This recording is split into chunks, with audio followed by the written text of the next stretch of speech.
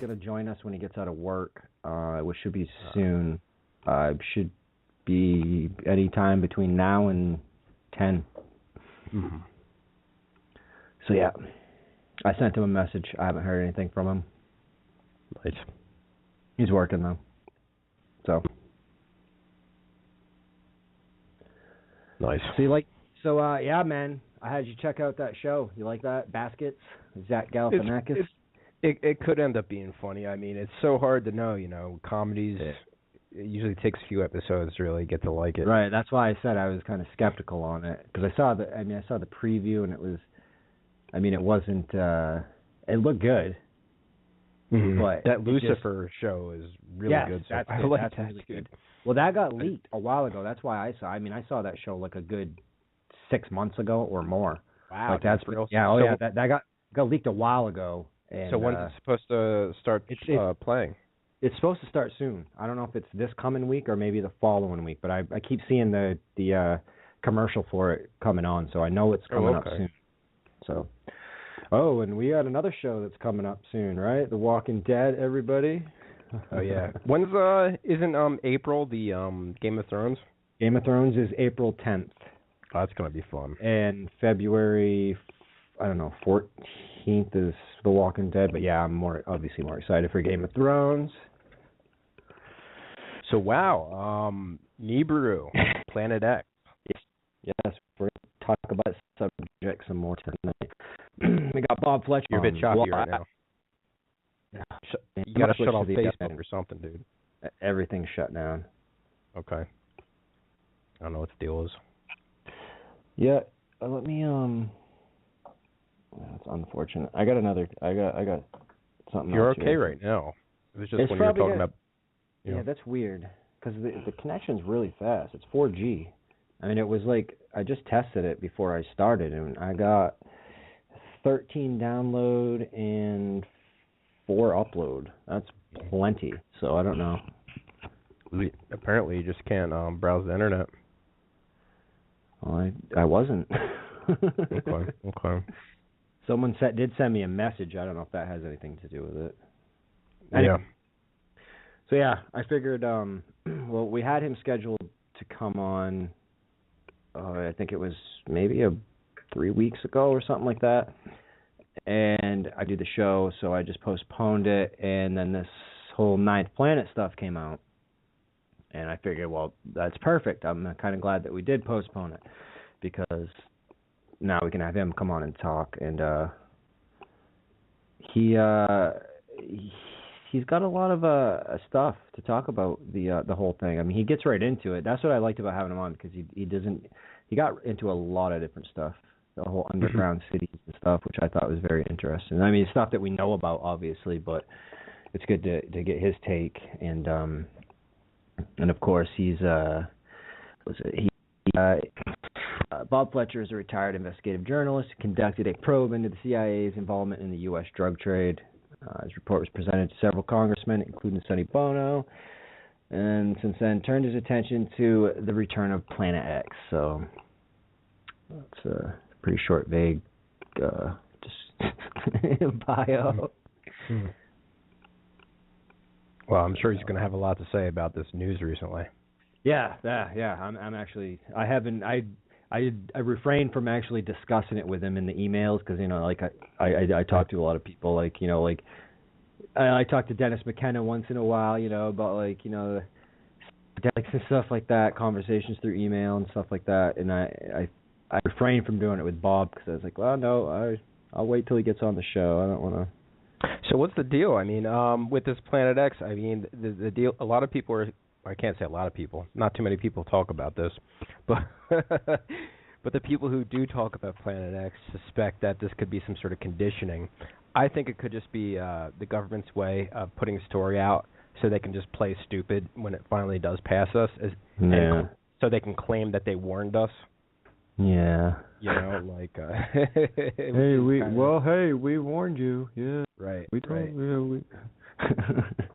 And it's not going to work. People are going to be pissed the fuck off when it passes. That's when the governments of the world are going to collapse, I believe. That's what Zeta Talk claims as well. They claim that They claim that the government's going to try to pass martial law a few times, and they're going to fail, and the people are going to rise up against the government when this thing finally does pass, because they're going to realize, holy shit, the government was lying, and they want us all dead. Yeah. So people are stupid, but they're not going to be that stupid, you know? No, well, I mean, at not least that forgiving. We hope not, anyway.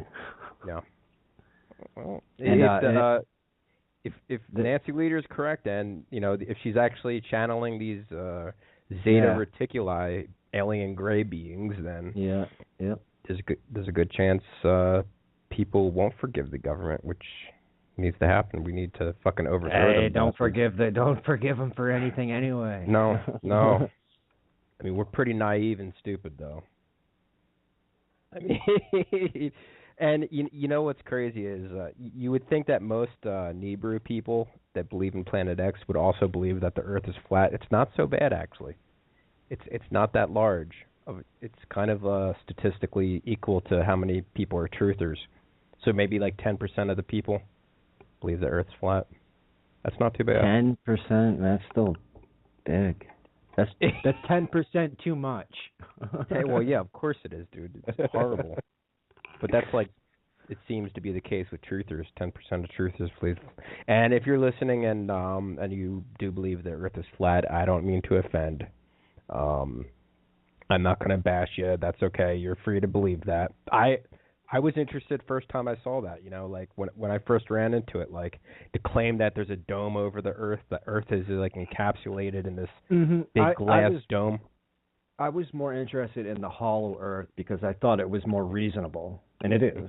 Oh, it is. Yeah, I think that's it's similar, but yeah. The thing that really got me, I know I don't want to give this too much attention, but was the whole faking the going into space and all that stuff. Like that's when people start like, okay, like even as crazy as it sounds, like I know anything's possible, but the whole we haven't gone into space and all this stuff, like that's crap. I mean, we haven't. Right, we haven't gone into space, of course. I knew it. Right. Well, I mean, I guess I've been in space before, you know, on some LSD or something. I definitely definitely saw a nice big round Earth when I was floating above the planet. So. Yeah, you and me both. Yeah, the Earth is definitely round. There's no doubt about it. I mean, people are going to say, well, what proof? There's a lot of proof, but we're not going to talk about that this episode because we're talking about Nibiru. And Nibiru, man, what's the deal? When's it going to happen? That's what we're going to ask. What we're going to ask Bob. There's a lot of photos and video footage that appear to show Nibiru. Is it real, or are these photos just sun dogs? A lot of them are. Right. And with this ninth planet, now they haven't actually seen that this is basically they're basing this off just physics, right? They haven't seen it. They're just like, you know, like I don't. I guess he could probably explain it a little bit. I didn't actually get into it. I didn't actually even. I did. I read that article and I shared it. I think I shared it on the website too, but I didn't get like too deep into it because I was like, whatever. I'm just gonna wait. I'll wait till we get Bob on, and I'll let Bob. You know what's interesting about it is they found this research a while back, and all of a sudden, out of nowhere, it's trending. I remember reading it a few months ago. The claim was that they can't see it. They haven't discovered it yet. They can behind the sun. It's behind the well, that's what the Nibiru people are saying, that it's next to the sun. But NASA is claiming that it's behind Pluto, and that we haven't seen it yet, but they're able to detect the magnetic force of it. And they're claiming that the magnetic force is so strong that this planet has to be 10 times larger than Earth. And that seems to be a lot of people claim that Nibiru is 4 times larger, but then Nemesis is the sun that travels with Nibiru. And I'm reading recently in these Nibiru groups that I often chat inside, and I'm reading that people are claiming that there are multiple suns traveling with this, and that there are multiple planets and moons. There's like almost a dozen objects, it seems, about a dozen objects. That's crazy. And like I mean, not crazy. I mean, not crazy as in flat Earth crazy. That's just like, right. No, it's crazy as in that'd be effing crazy if that thing by, because it would take up the whole sky, dude. It would look like a science fiction movie, you know. Absolutely. And the really cool thing when it does happen, and if it does happen in our lifetime, which I hope it doesn't happen in our lifetime, I don't want it to happen. You know, people it's happening. I do not want it to happen. That would be cataclysmic. Yeah. I mean, it's just this society sucks and everything, but I don't want us to like be destroyed. I don't want like that would be. But dude, there's going to be some crazy plasma going on. Huge electrical plasma going from our planet to this Nibiru because the magnetic charges. It doesn't. We don't have to touch it. It just has to get. Oh no. Yeah. But, I mean, not even really close. But I mean, you figure. I mean, like that gets in. Yeah, man. That's. Man. That's a great documentary recently. Something called like I forget what it's called. It's made by the people who made the documentary Thunderbolts of the Gods. And but inside of it shows that many of the cave drawings that you see of in all sorts of different cultures across the planet, like that for thousands of years old, these caves drawings. A lot of these weird, strange-looking beings that you see in these cave drawings, they're not. They weren't actually people that these people were drawing on their cave walls. They weren't aliens either. They were actually they were the electrical emissions. What I just mentioned it, the coming from Nibiru to our planet, kind of like it's like a string of energy, plasma. Going back and forth to the planet. And this thing is going to look crazy. And they were actually able to duplicate this plasma discharge in laboratories, and they were recorded on video. And the actual plasma that's going inside these laboratories that they film looks exactly like all the drawings on the wall. For instance, you know that the ancient drawing where you have the hand and the eyeball in the center of the hand? Yep. That's actually a plasma discharge that will come from this large object. Yeah. And that's all right. And actually the hand itself is a mixture of plasma and it's supposedly the planet Nibiru that in front of all these other planets. Okay. And this one documentary tries to claim that it's not Nibiru, that it's actually, what is it, Saturn, I believe? No, Jupiter, I'm sorry. Jupiter, Mars, and Venus. So this documentary claims that Jupiter, Mars, and Venus, it was either Saturn or Jupiter, I think it was Jupiter, actually left their orbits at one time and were much closer and caused all sorts of destruction on the planet, which, as far as I'm concerned, is physically impossible. Something would have had to cause these planets to leave their orbit, and that, to me, is physically impossible. Yeah, well, that's a good point. The idea of there being an extra planet that has an elliptical orbit that travels around, and some people claim that it's not an elliptical orbit. It actually crosses over, so it's kind of like a big figure 8, and it goes both sides way outside the solar system. You know what I mean? Like it's like a figure 8, and we're in the center of that figure 8, Yep. Which means that it's not going to pass us twice. It's just going to pass us by once. So it's not going to have to enter the solar system, pass us, and then pass us again as it's leaving. It's actually just going to sneak up on us from the opposite side of the sun. And that's crazy. Wow. Yeah. And this Nemesis, the brown dwarf that travels with Nibiru, is supposedly keeps the planet warm. And this planet, and I know we had a guest on before that was claiming it was like Lemurians and not Anunnaki, but I've never heard of that. I don't know what that guy was talking about. Who was that? I don't know. It was a few guests ago. It was some guy. Oh, Dennis Watts. Okay, yeah. Right? That's I don't. Yeah, I kind of forgot that interview. Dude, I was like Lemurians, the Anunnaki. That was when we got into all that. Yeah, all that. The deal that they can't hurt people. Yeah, that was kind of lost me on that when we got talking about that.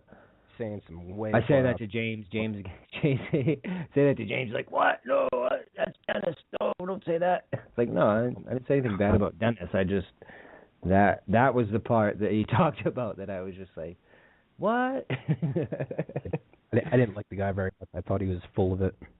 Yeah. I can't remember. I don't remember much of that interview, to be honest. So. So I can't really say anything. That's basically what I remember from that interview. That wasn't a good night for me. I thought he was a talk. I thought it was nonsense. He was just on I don't know if Clyde Lewis had him on Ground Zero. Well, that's what happened. James sent his contact or whatever to Clyde, and I guess Clyde had him on not too long ago. I don't know if it was Coast to Coast. I don't. Did you tag me in something about Coast to Coast the other day? Was that you? I don't think so. Maybe I did something. No, something about. No. Somebody did. Someone tagged me. I don't know if they were just because they know I listen to it at night or. Look, I listen. Coast to Coast is nothing like it used to be, and I listen to it at night. Like I tell everyone, I listen to it to go to sleep. but it gives me because I hear things while I'm sleeping and dreaming.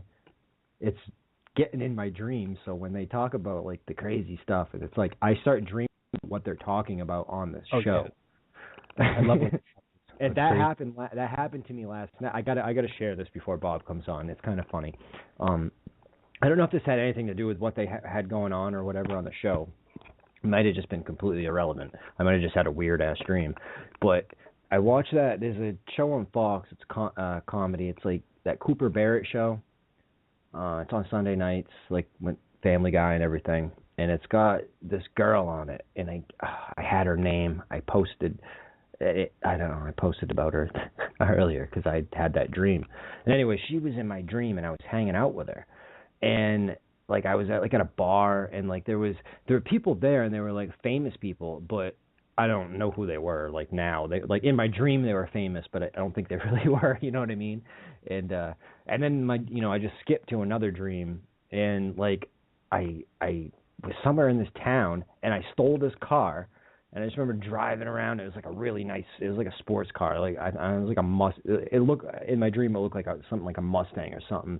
Stick shift. And I was like driving around. And then all of a sudden, Joe Rogan's in my car, sitting in the passenger seat, dude. So I got Joe Rogan like riding passenger, dude. I'm just driving around, and like all these different people just keep showing up in my dream. And then like I murdered someone in my dream. I went to this camp. And so I went to this camp, and I apparently murdered people in my dream. Well, that's when I think they were talking about somebody killing someone on the radio. So it went into my head, and then apparently I was killing people in my dream last night. But anyway, I had to share that because I have some weird dreams, man. Yeah, me too. But not that often that I kill anybody. I don't think I really ever killed anybody in my dream. I think that might have been the first time I killed someone in my dream. Yeah. Actually, no. There was this one kid that tried to kill me in my dream, and I killed him. He like tried pushing me over a balcony, and I moved, and he fell off. You ever have those dreams where you're trying to punch someone and you're really slow? It's like you're like in slow motion. It's like I don't know. I've had that. Like in a dream, you're trying to fight someone, but you can't do it. Like you're not moving, and you're moving in slow motion. I don't know. I've had that happen so many times. I guess I have dreams. I have violent dreams, don't I? Yeah. Like killing people, beating people up. Watching UFC crap. I don't know, maybe. There was a while there that I would wake up in the morning, and that's what I would think about, like Brazilian jiu-jitsu, yeah. Dude. Like it was really weird. Like I would just wake up, and that was the first thing that came to my mind. Like it's just weird. I don't know, man. I have these really weird dreams, and the stuff goes in my head, so it sticks in my head. I don't know what to think of myself sometimes. You gotta cleanse your aura, man. Oh yeah, okay. Oh man. So yeah, man, Nibiru. I'm looking forward to this. I mean, the Anunnaki, are they gonna come by? A lot of people were claiming it was gonna happen in March. I suspect it could happen in like 7 or 8 years. Aren't they claiming that whole RFID chip's gonna come out in 2017? And if that's that. Yeah. Wow. We're already in 26. Jeez, man. Yeah. 2017. Wow. And, exactly. Oh, I know. And it's gone by fast, right? And if that's the case, isn't inside the Bible, like, because the whole prophecy thing, and this is like self-fulfilling prophecy. So the Illuminati, whatever you want to call them, the control freaks, they influenced the Bible, they influenced all the prophecies, and they basically wrote the prophecies in the Bible themselves just so when the time comes they could recreate it. They claim that Jesus will come and F up the world and bring destruction, and he will come in the sky. I believe Jesus is just just Nebrew, and they just don't want to say Nebrew because they don't want people to be prepared. So they're gonna. I mean, that's my theory is the mention too, of Jesus coming in the sky and all that. That's just Nebrew, and so that's supposed to happen after the 7 years of tribulation. So if this whole RFID thing is starting next year, this could be the first year of the 7-year tribulation. That means Nebrew could come in about 8 years. But then I heard someone else claim that it will either come now or in 40 years, and I never really understood that, and I didn't really think to ask him what the hell he was talking about at the time. But I'm going to ask him next time. It seems like especially where it is right now, there's no way that it would get here that quick. I mean, yeah, maybe in 7 or 8 years, but not in. I would say like at least after 5 years from now. yeah. If it's on the outside of Pluto, yeah, it's not going to be here anytime soon. But if it's outside of Pluto, there's no way it's going to be. Oh no, that's yeah. If it's outside of Pluto, obviously that's going to take a long time. It is going to be here next month. If that's Planet X, that's going to mess up a lot of theories. Yep. So I mean, probably even going to mess up Bob's theory. So when's it going to happen? I mean, this is crazy. I want to know. And I mean, and people don't realize the destruction. It doesn't have to hit us. It just has to come close, and it would completely take over our gravitational pull. It would slow down the planet to a complete stop. You'd have between 3 and 7 days of darkness, depending on what side of the planet you're on, and 3 to 7 days of sunlight if you're on the other side. So I mean, and then the oceans are just going to roll in all the coastlines. You're going to have like 200-foot wall of water. It's claimed, I think it was on Zeta Talk, they claimed that the oceans it's going to be like a high tide, like an ocean's tide. It's not going to be a tsunami, but it's going to be like a big wall of water that slowly comes in as the planet's slowing down to a stop. And it's going to be like 200-foot wall of water. And people are going to be trying to go inland to escape this wall of water. And entire coastlines within 100 miles inland, you have to be in at least a few hundred feet above sea level. And then after this thing passes, we're going to have a new North and South Pole. So all the ice in the Antarctica is going to melt. I think the new South Pole is going to be in India. So if you're in India, you're dead. You got to get the hell out of India when this happens. You're going to freeze to death, and all that water is going to melt. And then for a few years, the sea level is going to be 700 feet above sea level, where we're at now. So you're going to have to be at least 700 feet above sea level. And as this Nibiru passes by us, once it actually passes us, you're going to have a crazy worldwide earthquake on the, what do they say? Oh, yeah, definitely. Oh, absolutely. 9.0 on the Richter scale.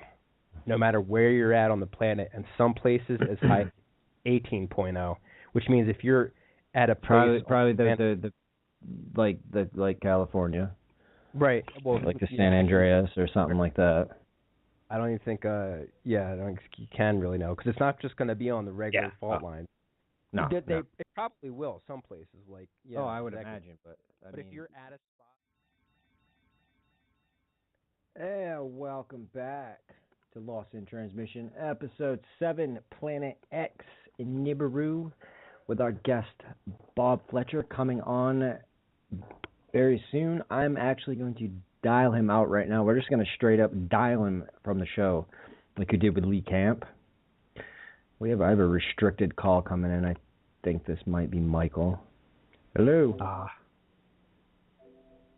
Hello? We got Michael? No? No? Who knows? No? Okay. Nada. Maybe it's just, I don't know. Anyway, whoever called in, you're on mute, so I got to dial up the guest. It'll probably, dial live on air. Yeah. Maybe, I don't know. I'm not. It usually does. Maybe they fix that so it doesn't like give us the dial tone when we call. I'm not sure. But yes, I believe we are live with Bob Fletcher right now. You with us, Bob? No. All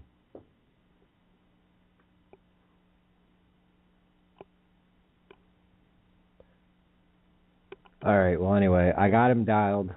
He picked up. I don't know if something's going on his end, and let me try this.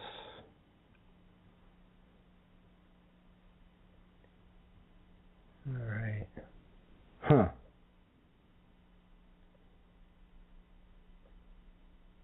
What is the deal? I don't know. I've never had this issue. It dialed out, so he's connected right now. He can probably hear us talking, but we can't hear him. Mr. Bob Fletcher, I believe your microphone might. Is he using Skype? Yeah, you would have to. No, it's a home phone actually, so it really shouldn't be that. I know. Yeah, it shouldn't be any problems whatsoever. Sure. Should not be any problems. All right, let's get this other connection. I want going. to hear Mr. Fletcher.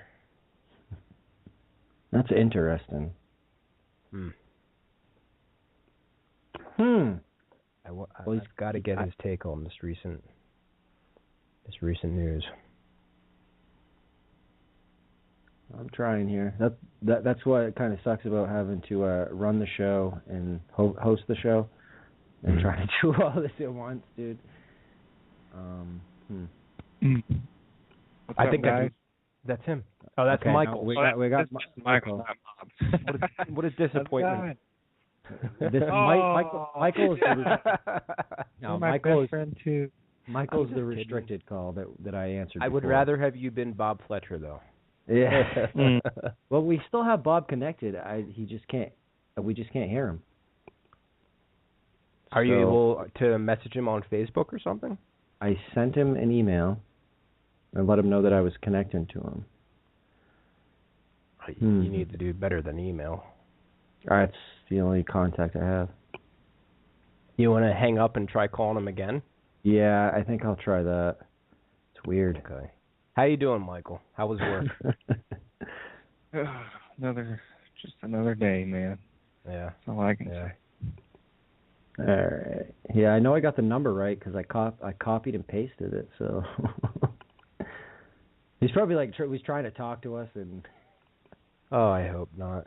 All right. So landline. Yeah, I got it. Same. Yeah, I got the number right.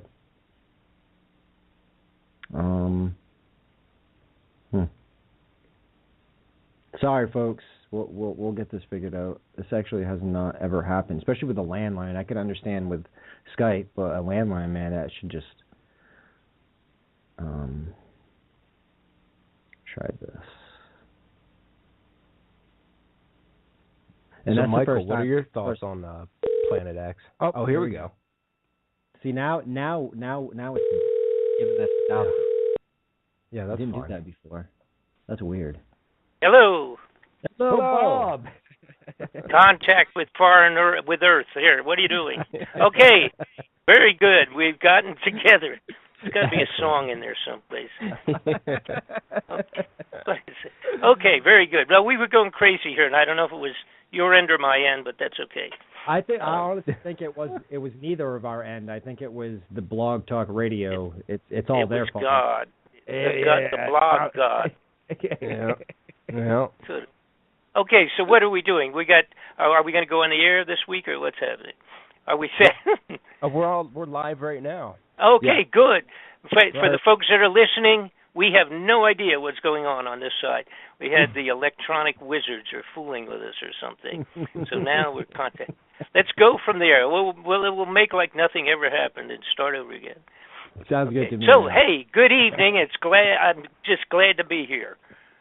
Yes, excellent. We're happy that you came on the show. And, I was telling Jeff earlier that I was kind of glad that we did postpone that last time because of this new I mean, not glad, you know what I mean? But just because it kind of turned out, I didn't mean it like that, but like because it's good because of this new stuff that they're finally telling us that there's some other planet or whatever. So yeah, so I guess we. However, we got to be careful with that.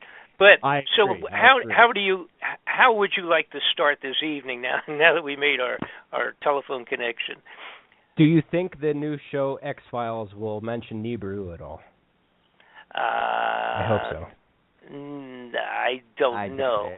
I don't. Come on, it depends. How I guess, awesome would that be? Well, eventually somebody's got to mention it. That's the problem. Yeah. Now, listen. Let me. I don't know how many of your listeners do or do not know who I am. I don't know whether I should give this kind of a little bit of an update, particularly for those who are saying, "Who is Bob Fletcher?" Anyhow. Yes, please, yes. Okay, and then we can kind of go on from there. And of course, for the people that are wondering what we're talking about, I had, of course, done actually a year ago released a DVD expose on the discovery of Planet X. But let me give those folks who don't know who I am, kind of give them a brief update, because otherwise it would take a month on the air to do a real good on my background. Sure. So I have to pass over. Pretend you've already had 29 days of it on the air. But to put it in a shortened version, many years ago, back basically in about 1985, I had been in several businesses. I had been an executive in the music business with MCA Records, which is the biggest record company in the world, on up again and off again, but MCA being a gigantic record company. And I was a promotion director with the MCA during let's say in the 70s, and been in and out of several businesses in the early 80s.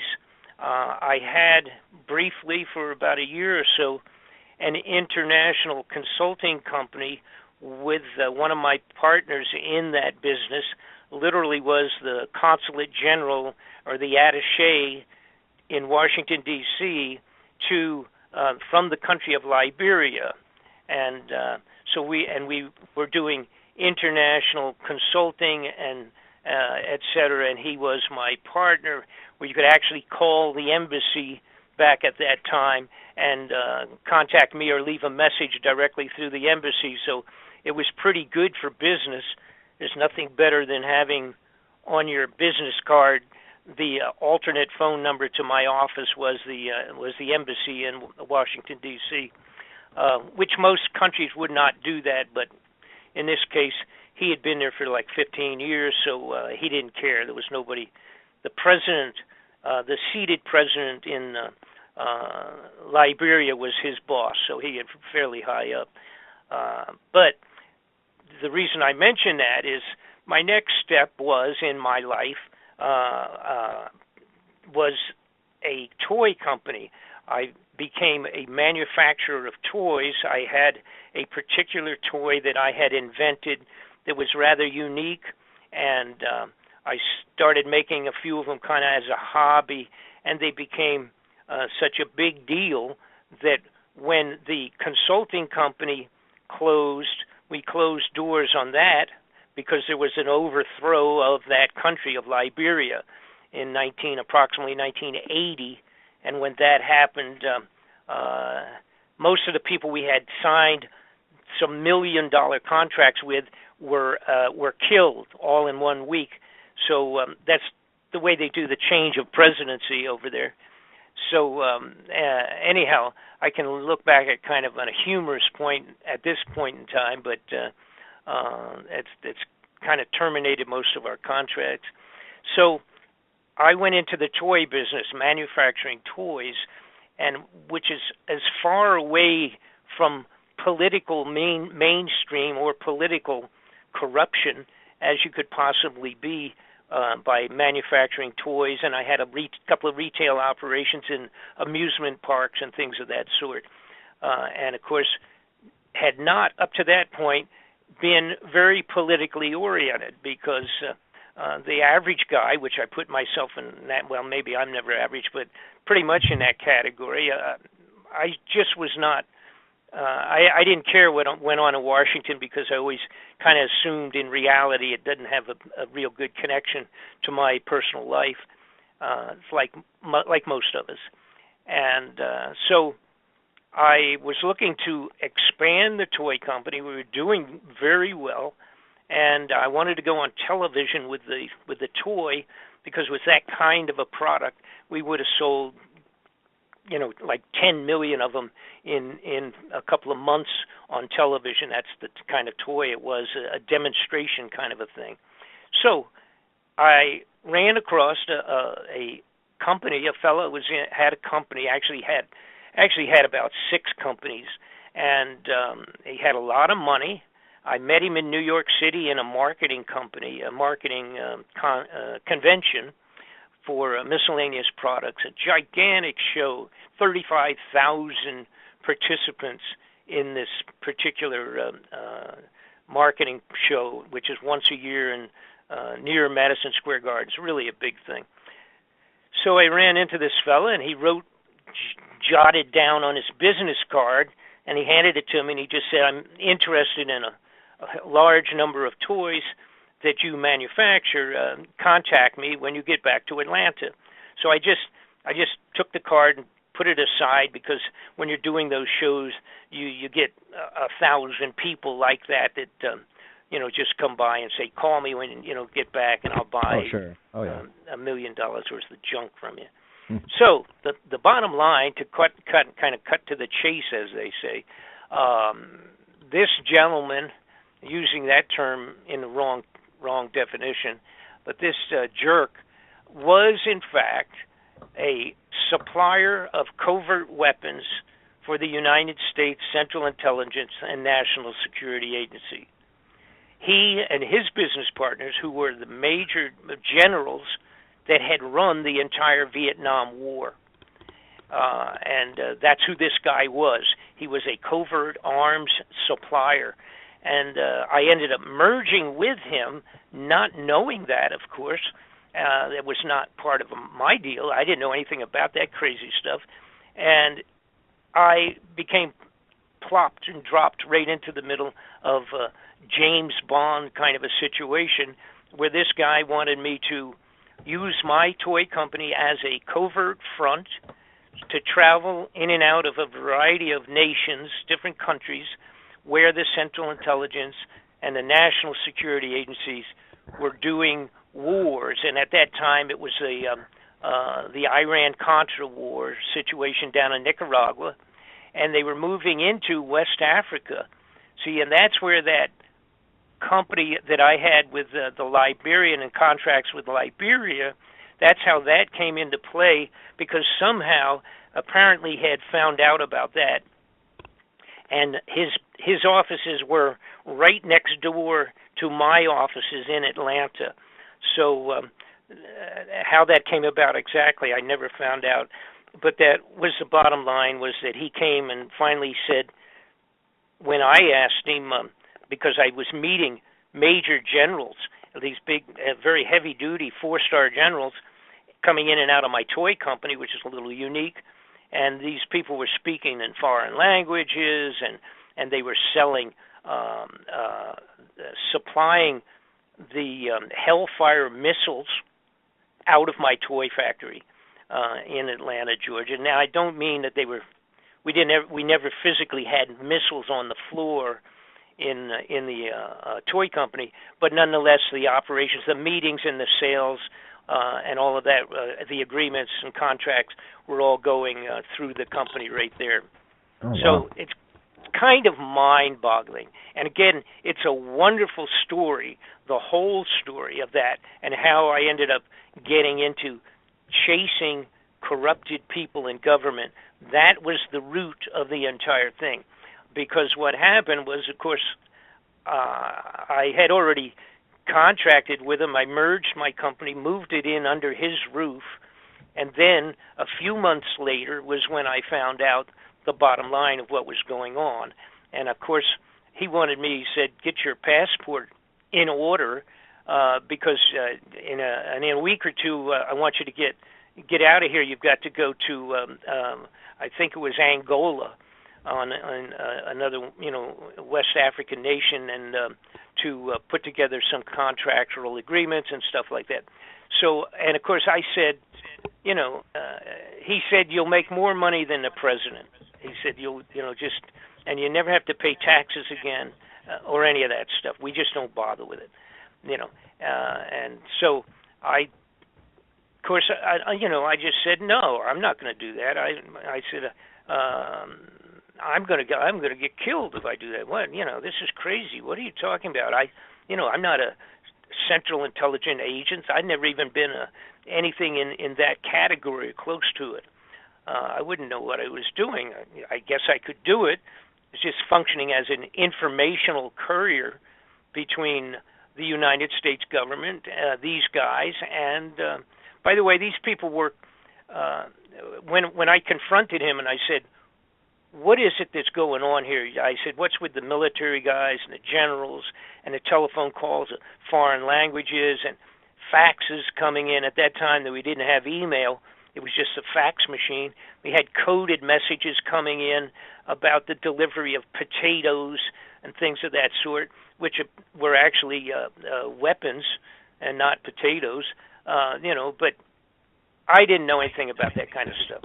Right. So I backed off, and then when I started pursuing, I had a good friend who had been a lawyer for many years, had been a family friend, and I got with her right away, and I said, hey, you know that great deal that I got into a couple months ago? I said, it's not so great, and I said, I need to get some money back. They took my whole company. I mean, I had this, $1 million company that was now gone. So I was making 40, 50,000, whatever it was, coming through our just the toy stores in the Six Flags amusement park.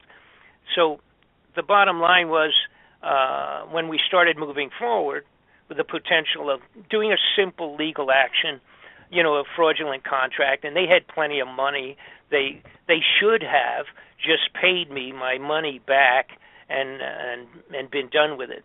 But instead, they told me to take a hike, and they said, basically, this fella, and his name was Gary Best, he put his hand into his pocket wearing his dress suit, suit jacket on, put his hand into his pocket, pulled it back out in the shape of with his fingers in the shape of a gun, aimed it towards my forehead and said if I talked to anybody and went any farther with this, and then he just made like he was pulling the trigger and said bang. So these guys were who they were. They had run Air America. If you ever saw the movie that was done, it was so popular, called Air America, about the drug smuggling out of Vietnam. These guys ran it. They were Air America. Okay, that's who they were. Wow. They were assassins. They had done all of the assassinations during the Vietnam War. The shipment involved coming out of with the drugs coming out of Vietnam. They were actually putting them in the carcasses of our dead soldiers, opening them up and smuggling the drug in their bodies.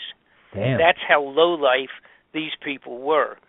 And it was only within a month or two of my exiting that guy and telling him, hey, I'm not going to have anything to do with this, that they started doing the peripheral investigation that became the Iran-Contra inquiries at the Senate and the Congress. And this was 1987. I was involved in 85, 86, around that period of time.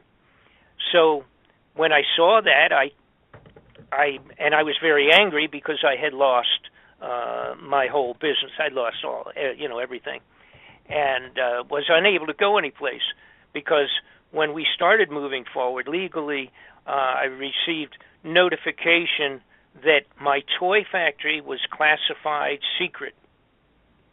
And those people involved with myself, of course, are referring to their own people, these operatives, that those people were all classified as being secret. We couldn't go to court, and the judges, the courts would not hear it because it was all classified. So I was really angry. That was about, let's say a year or so after finding out I had just lost everything, and there was no recourse.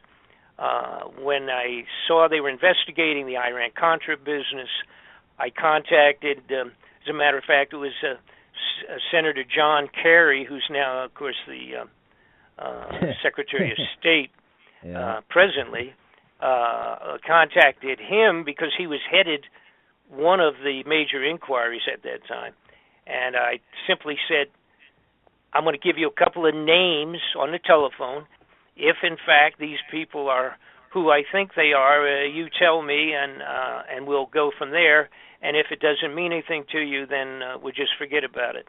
And I, of course, told him the people that were involved, and he said, you're right in the middle of it. Can you come to Washington? So I did, went on up to Washington with my lawyer friend, and that started it. 1987, it started myself. I became an interviewed witness in the Iran-Contra inquiries, and when that happened, from that point forward, I had senators and congressmen all over me because they were doing, everybody had an investigation they wanted to do.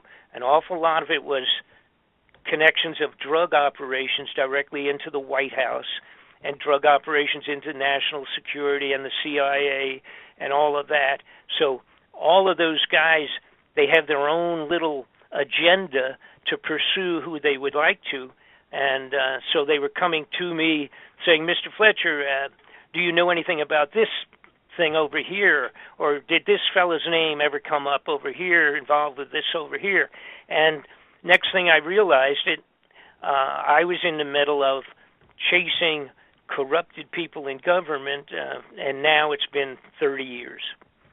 So now and ended up being it's just so many, and it was a wonderful experience, mind-boggling. I mean, it's stressful, obviously, because what I discovered is that the corruption in our government, from the president down, including senators and congressmen and everyone else, for the most part, almost all of them are corrupted in one manner or another.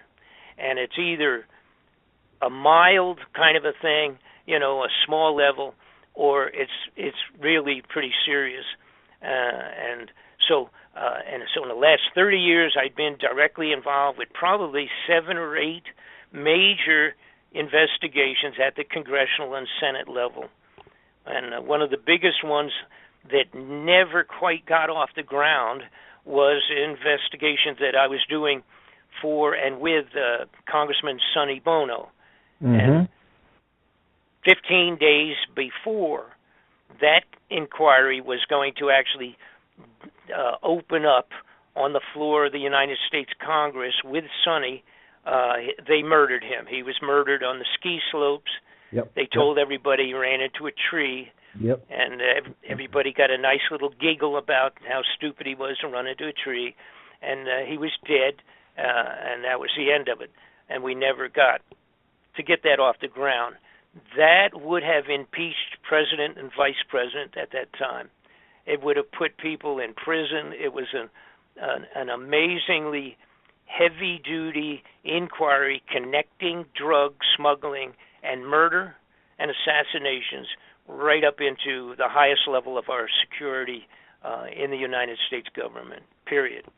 Wow. I had received I had supplied them with enough information myself personally, documentation, and even recorded statements of drug operatives and all of that. I had supplied all that to Sonny over a period of about 8-9 months. And in December of, try to get the right date, but I think it was, let's see, what would it have been? 90, okay, so it would have been 97, December of 97, most of the year of 97, I was doing that, supplying that information to Sonny, and in December, about the 10th of December, They called me. I was living in Los Angeles at the time. They called and they said the committee is it's all done. It's ready. We're going to have subpoena powers to carry out this investigation and on the floor of the Congress.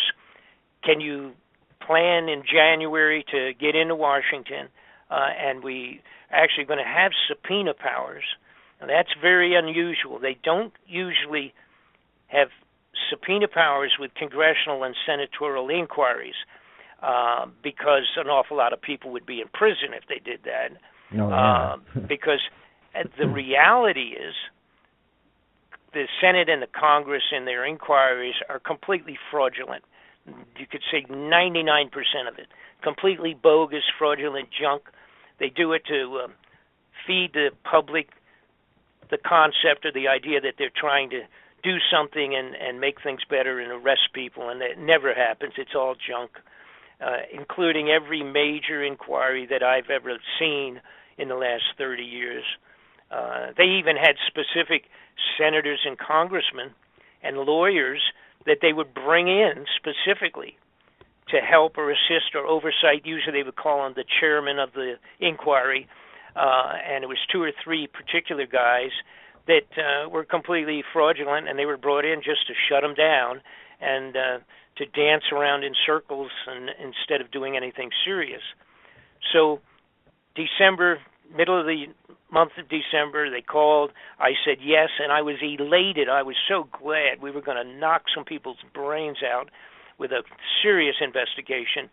Sonny was completely livid as to the amount of corruption that he had seen once he became a congressman. He couldn't believe it. Couldn't even sleep at night. It made him crazy. For people that don't remember, during the inquiry for the Waco church that burned back, it was burned down by the government. Yep. Sonny was on that committee and literally physically broke into tears when he heard the testimony about how we killed the children coming out of the church, set it on fire, and when they ran out, they were shooting them. You know, and he found out all of this material. He literally broke into tears on the floor of the Congress. He couldn't handle it. But that's where his head was. They couldn't buy him off, couldn't shut him up. So the alternate, therefore, was to kill him before that committee opened up. They went on their break on about the 15th of December. 10 days after the telephone call to myself in Los Angeles, Sonny was murdered, pistol whipped to death on the top of the wow.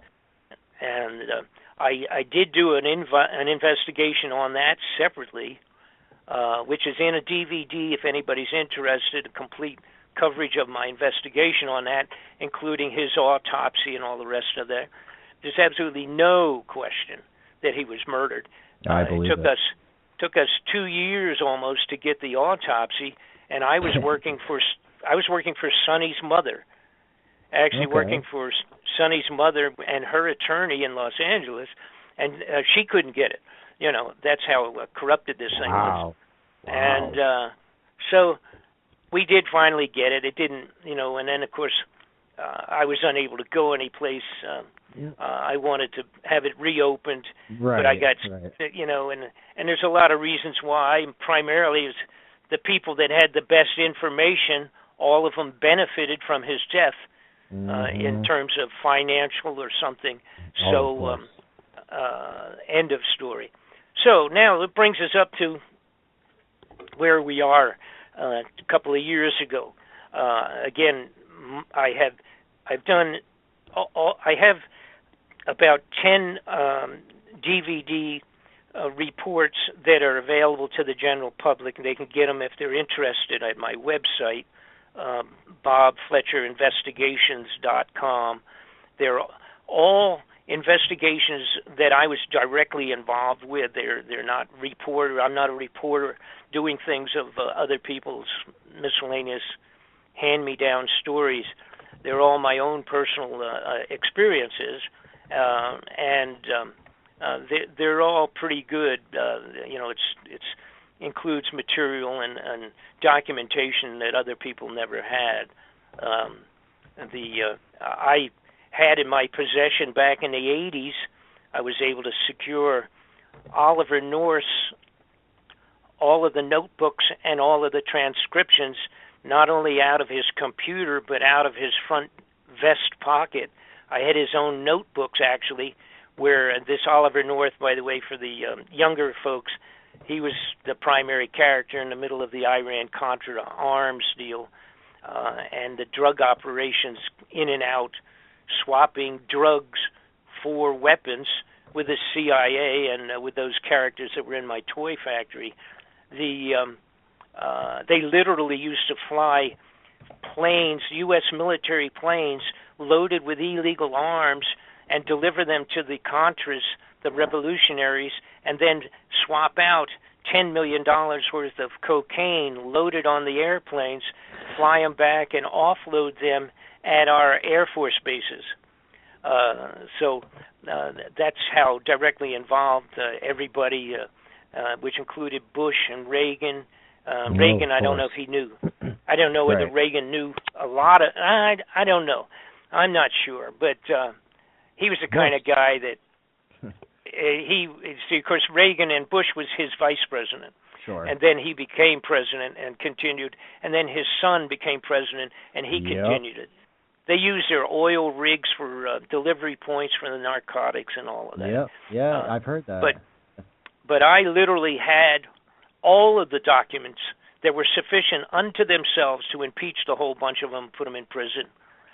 And unknown to most people, Oliver North, who stood so proudly with his hand raised and then lied to the Senate and the Congress during the investigations, and then later admitted that he did, I had his personal handwritten notes. It said, pick up a supply an airplane to pick up 1,500 kilos of MASH in his own handwriting out of his vest pocket. I have all of his computer material that the letters and internal communications to the president, the vice president, and everybody else relative to the arms and to the drugs, etc. I supplied that to the Senate or to the United States Congress at the time of the inquiry. I had chief legal counsel of the House Foreign Affairs Committee when I sat in front of him and hand-delivered 155 pages of this stuff. I thought he was going to fall off his chair because they had never even seen it. These were the guys that literally ran the inquiry in Washington and had never even seen what the toy manufacturer delivered to them in their face back in the 80s. So 2 years ago or something, somebody came to me and said, Bob, there's a huge amount of money vanishing out of all sorts of budgets, big money, and if you could kind of look into it, can you look into this, try to figure out what's going on with this? And this had happened many times over the last 30 years now, where people would come or somebody would call or come by the office or whatever and drop off a little envelope with some information, and he would say, hey, we're going to look into this. Do you have anything that connects to this thing? Being involved with it for so many years. And so I said, well, sure, I'll look into it. I'm kind of I'm getting old at this point in time. Now I'm 75. And so at this time, I'm kind of been away from an awful lot of the people that were some of my best insiders are dead now, and half of them are natural deaths, and the other half expedited Central Intelligence operations to terminate them. But I said, sure, what are we talking about? And they said, billions of dollars. And, I said, billions? And then they said, well, even trillions of dollars. And I said, well, wait a minute. You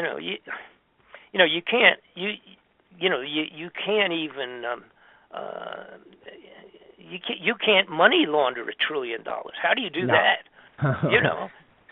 I mean, I was used to, and some of those people that I'm talking about, we're used to chasing down something where some congressman's doing got advanced stock information and rip something, or maybe it's $1 million because they wanted a new house in Tahiti or something, and so that was the typical thing that we were used to looking into. But I said, wow, what are we talking about? So I got the necessary basic information to start looking into it, and this is like 2.5 years ago now, and one thing led to another, and the bottom line, I found out to my surprise and literally shocked to find out that there were $1 trillion at a time vanishing from the budgets, and you have to get a handle on this. We have a handful of budgets. Or you had the legitimate budgeting for government operations, which are supposedly agreed upon by the Congress and the Senate. They never read that stuff. Sometimes you're talking about a 4,000-page budgeting layout for, So any time a congressman said, I went over all of it, went before I voted, that's baloney. I mean, it's almost, it's laughable, and it is ridiculous. It is. And say, oh, we carefully went over it. Get out of here. That's a joke. So, but you have the budget that theoretically is there year in and year out, and they vote on it and change it and update it and all that, and usually try to put little things into it where they ripped off a couple million to go into their district so they can get elected again next year to build a library for blind people or something like that. Some of the projects that they do are absolutely ridiculous, like investigating why rats and mice can't see good on a foggy afternoon or something like that. You can't imagine the money that goes into different districts under a congressional person's name or a senator's name in their area for stupid, moronic, unbelievable things. $1 million here, $2 million there, $3 million there. And then if you look closely at it, you'll find out his cousin is a guy that's running some company someplace, and he needed a $10 million financial assistance, and that's what it amounts to being. Stuff like that. All right, but that's not a big deal. But what was going on was they had black budgets that are interesting. Yeah, well, what's interesting is, first you have regular standard budgets, okay, and they steal out of that. That's pretty easy. Then they have black budgets that, in the most case, a lot of congressmen and senators are not cleared for secret at all, or top secret. That's for sure. They're just not cleared to even see it. So they don't even know what they're saying okay to. And they have these carte blanche things like $2 billion for a particular aircraft development program, and they don't even know what it is, but they sign off because otherwise, they're going to make somebody angry, so they don't do it. They'll just go ahead and sign off on these. And we have to remember, too, that what I just said, that is that the senators and congressmen, very few of them are at the top secret cleared level, period. End of story. So that they don't know, an awful lot of them do not even know what I know, and that's only because I had people for so many years that would tell me, they not supposed to, but they did, and told me about things, and so I actually knew more and had more information than many of the senators and congressmen. Then they have budgets that are not just secret, but then they have the top secret, and then they have above top secret, and so you have this giant amount of money that nobody knows anything about going someplace, and that's on a regular basis. So what I found out when they're building something. Yeah, well, yeah. So when I got into looking into it, and which became the center of the investigation that I just completed a year ago, finalized it, and released a DVD, made it available to the general public.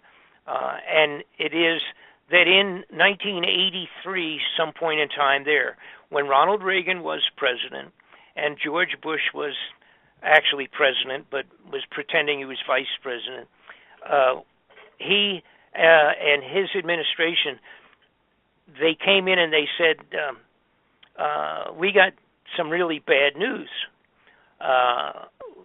The rumor of Planet X, which had been banged around for 50 years, I mean, been written up in stories and books and movies and all kinds of stuff about this planet called Planet X, Nibiru, whatever you wanted to call it.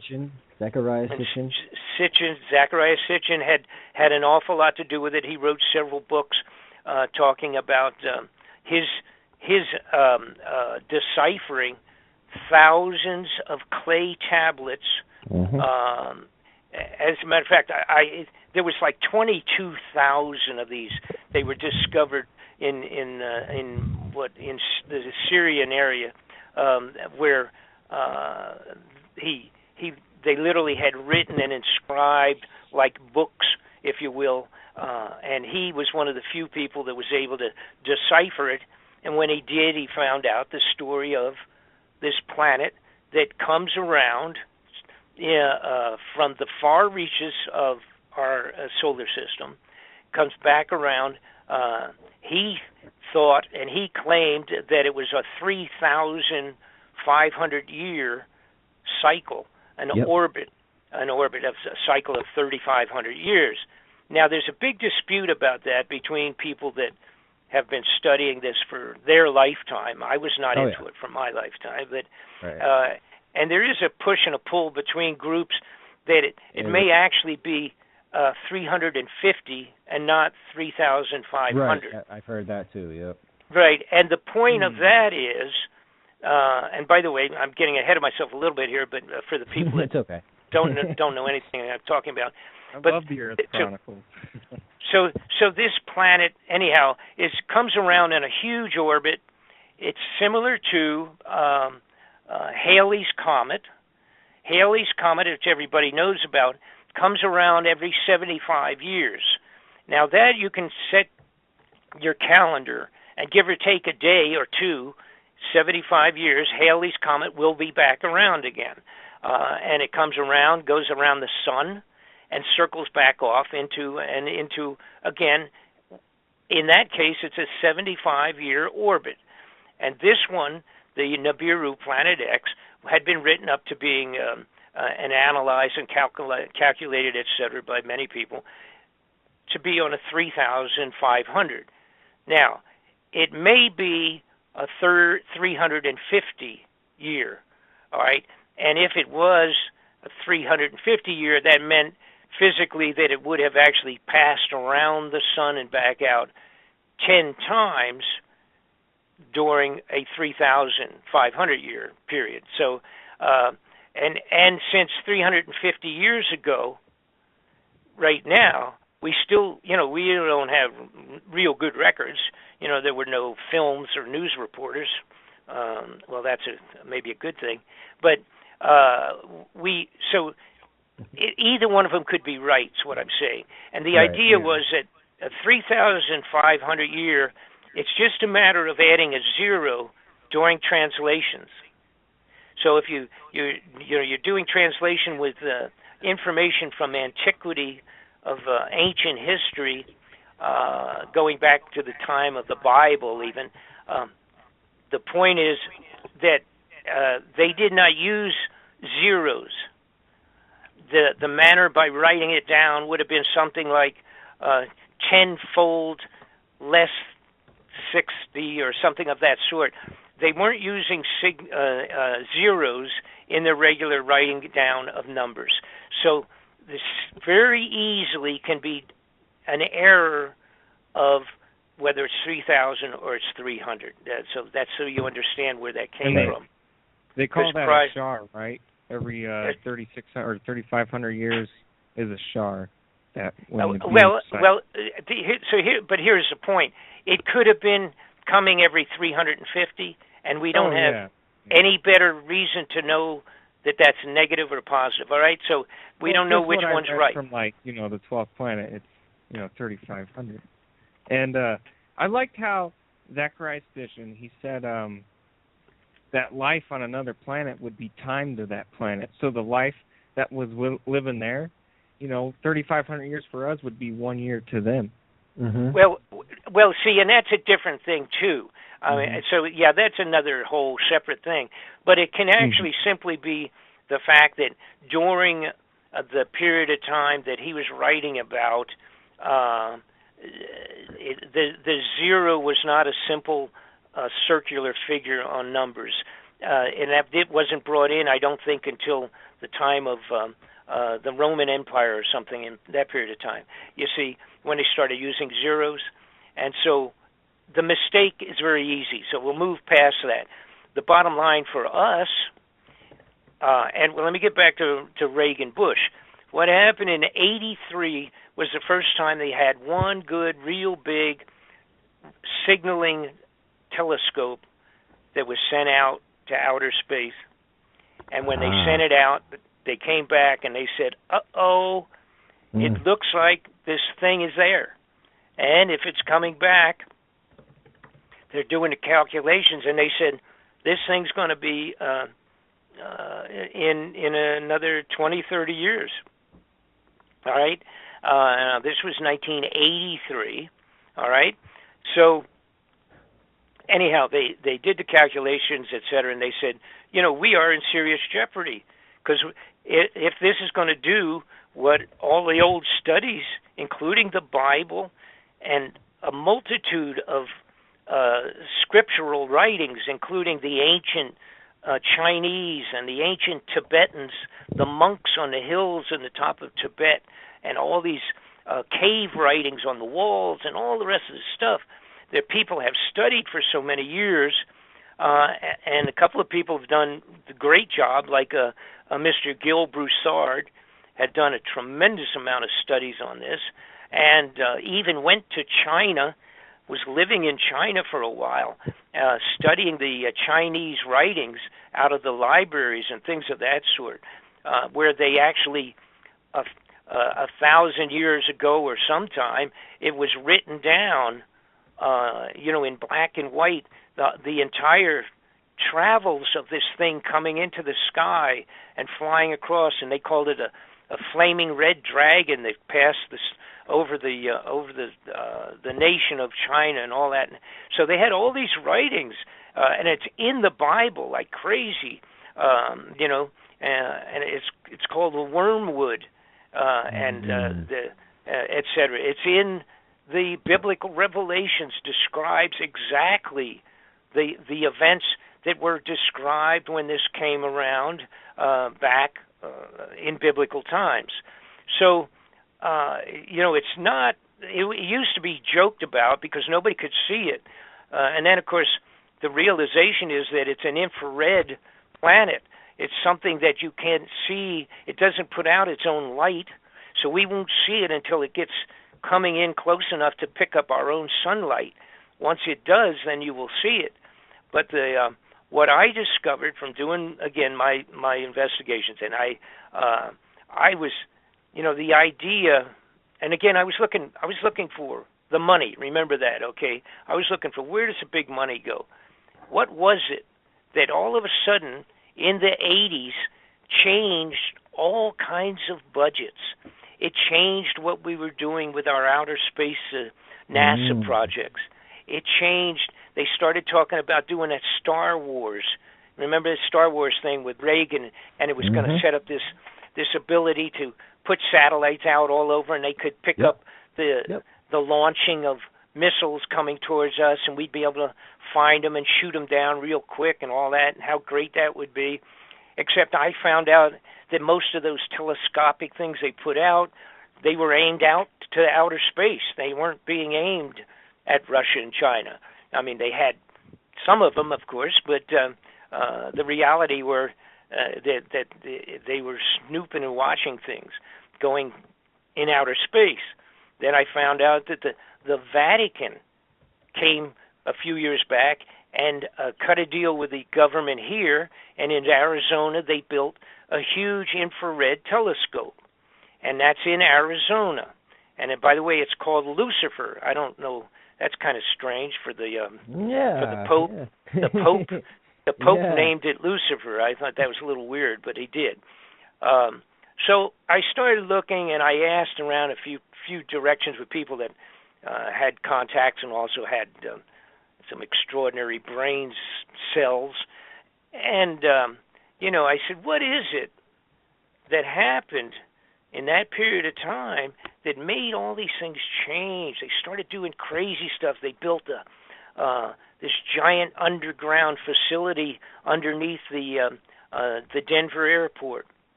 They had that project there, and they started building this. They got 5 times as much underground than they have on the top of the airport up there. I went in within a week of the opening in 95, when they opened the Denver airport. I snuck in and went underground, and that is one heck of a giant facility underground. Oh, I've heard. Okay, and they talked about it, but I've been there, done that, and I've seen it. No kidding. Wow. That's the end of that dispute. But Yeah. and I had also received during the 90s that I had just kind of put, let's say, on the back shelf, but I had seen films, videos, and photographs, stills, and what have you.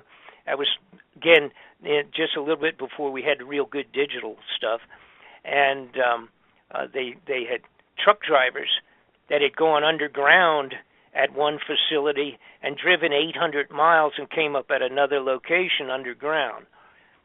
I didn't know whether to quite believe that or not back then, and I was doing other things at that time. Like I say, I actually was doing things like for Sonny during that kind of time frame. So I didn't get into making a big deal, but I kept it. I kept the pictures. I kept films, and I kept their stories. I had all of that in files, and somebody came to me 2.5 years ago, I guess, try to give a time date on this, and said, whatever it is that's bothering them,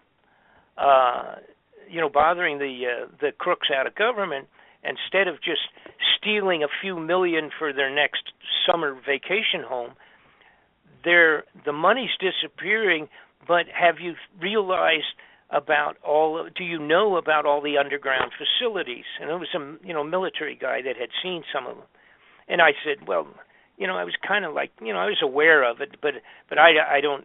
Are you talking a lot, or what do you, because I didn't think there was that big of a deal, because in reality, before '83, there wasn't. There was a few of them, underground, and most of them were legitimate, like the NORAD facilities for keeping track of missiles and possible invasions and what have you.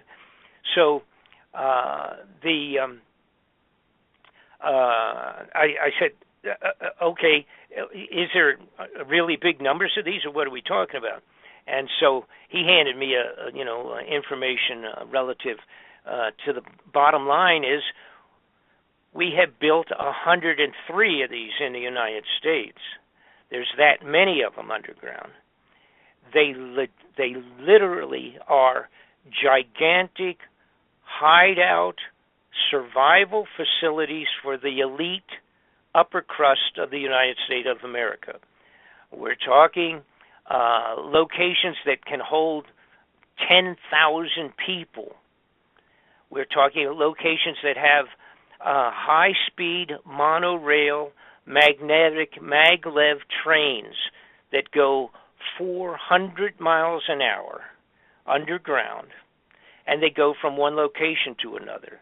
I have live footage of a few of the facilities that had been handed off to me that shows 18-wheelers side by side and passing at intersections under the ground in these locations. They have some of the facilities have extra amount of capability of growing foods underground, complete vegetation growth of necessities. They had, then I found out, I have paperwork related to it, I found out that, in fact, they had been, for the last 5 years, buying freeze-dried foods and survival foods by the millions and millions and putting them into the underground facilities. And with a time frame to have most of it done by 2012, 2014. The delivery of the foods. We actually have FEMA paperwork that shows their inquiry with some of the bigger companies and asking them how many tons of this food or that food could be supplied in a short period of time upon request, et cetera, et cetera.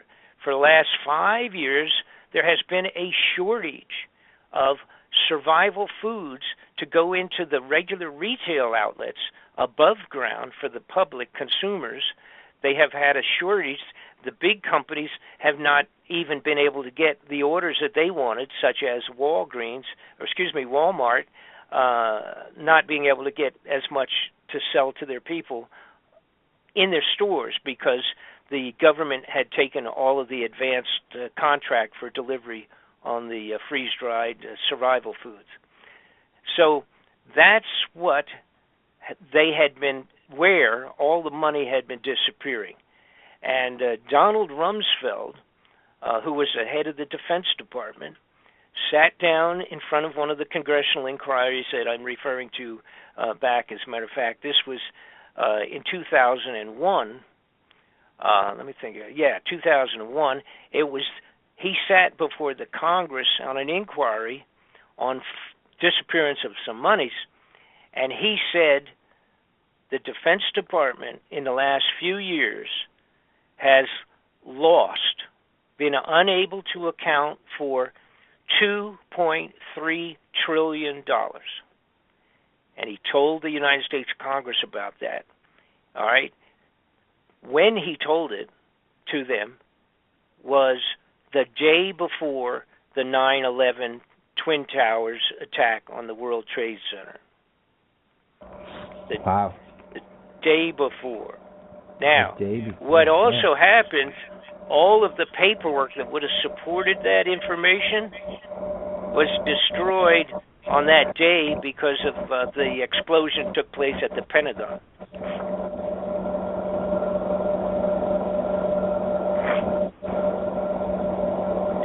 You still have me? I'm picking up Mars. Is that your fan, Jeff? Anyway. Okay. Anyhow, so as long as we're still going.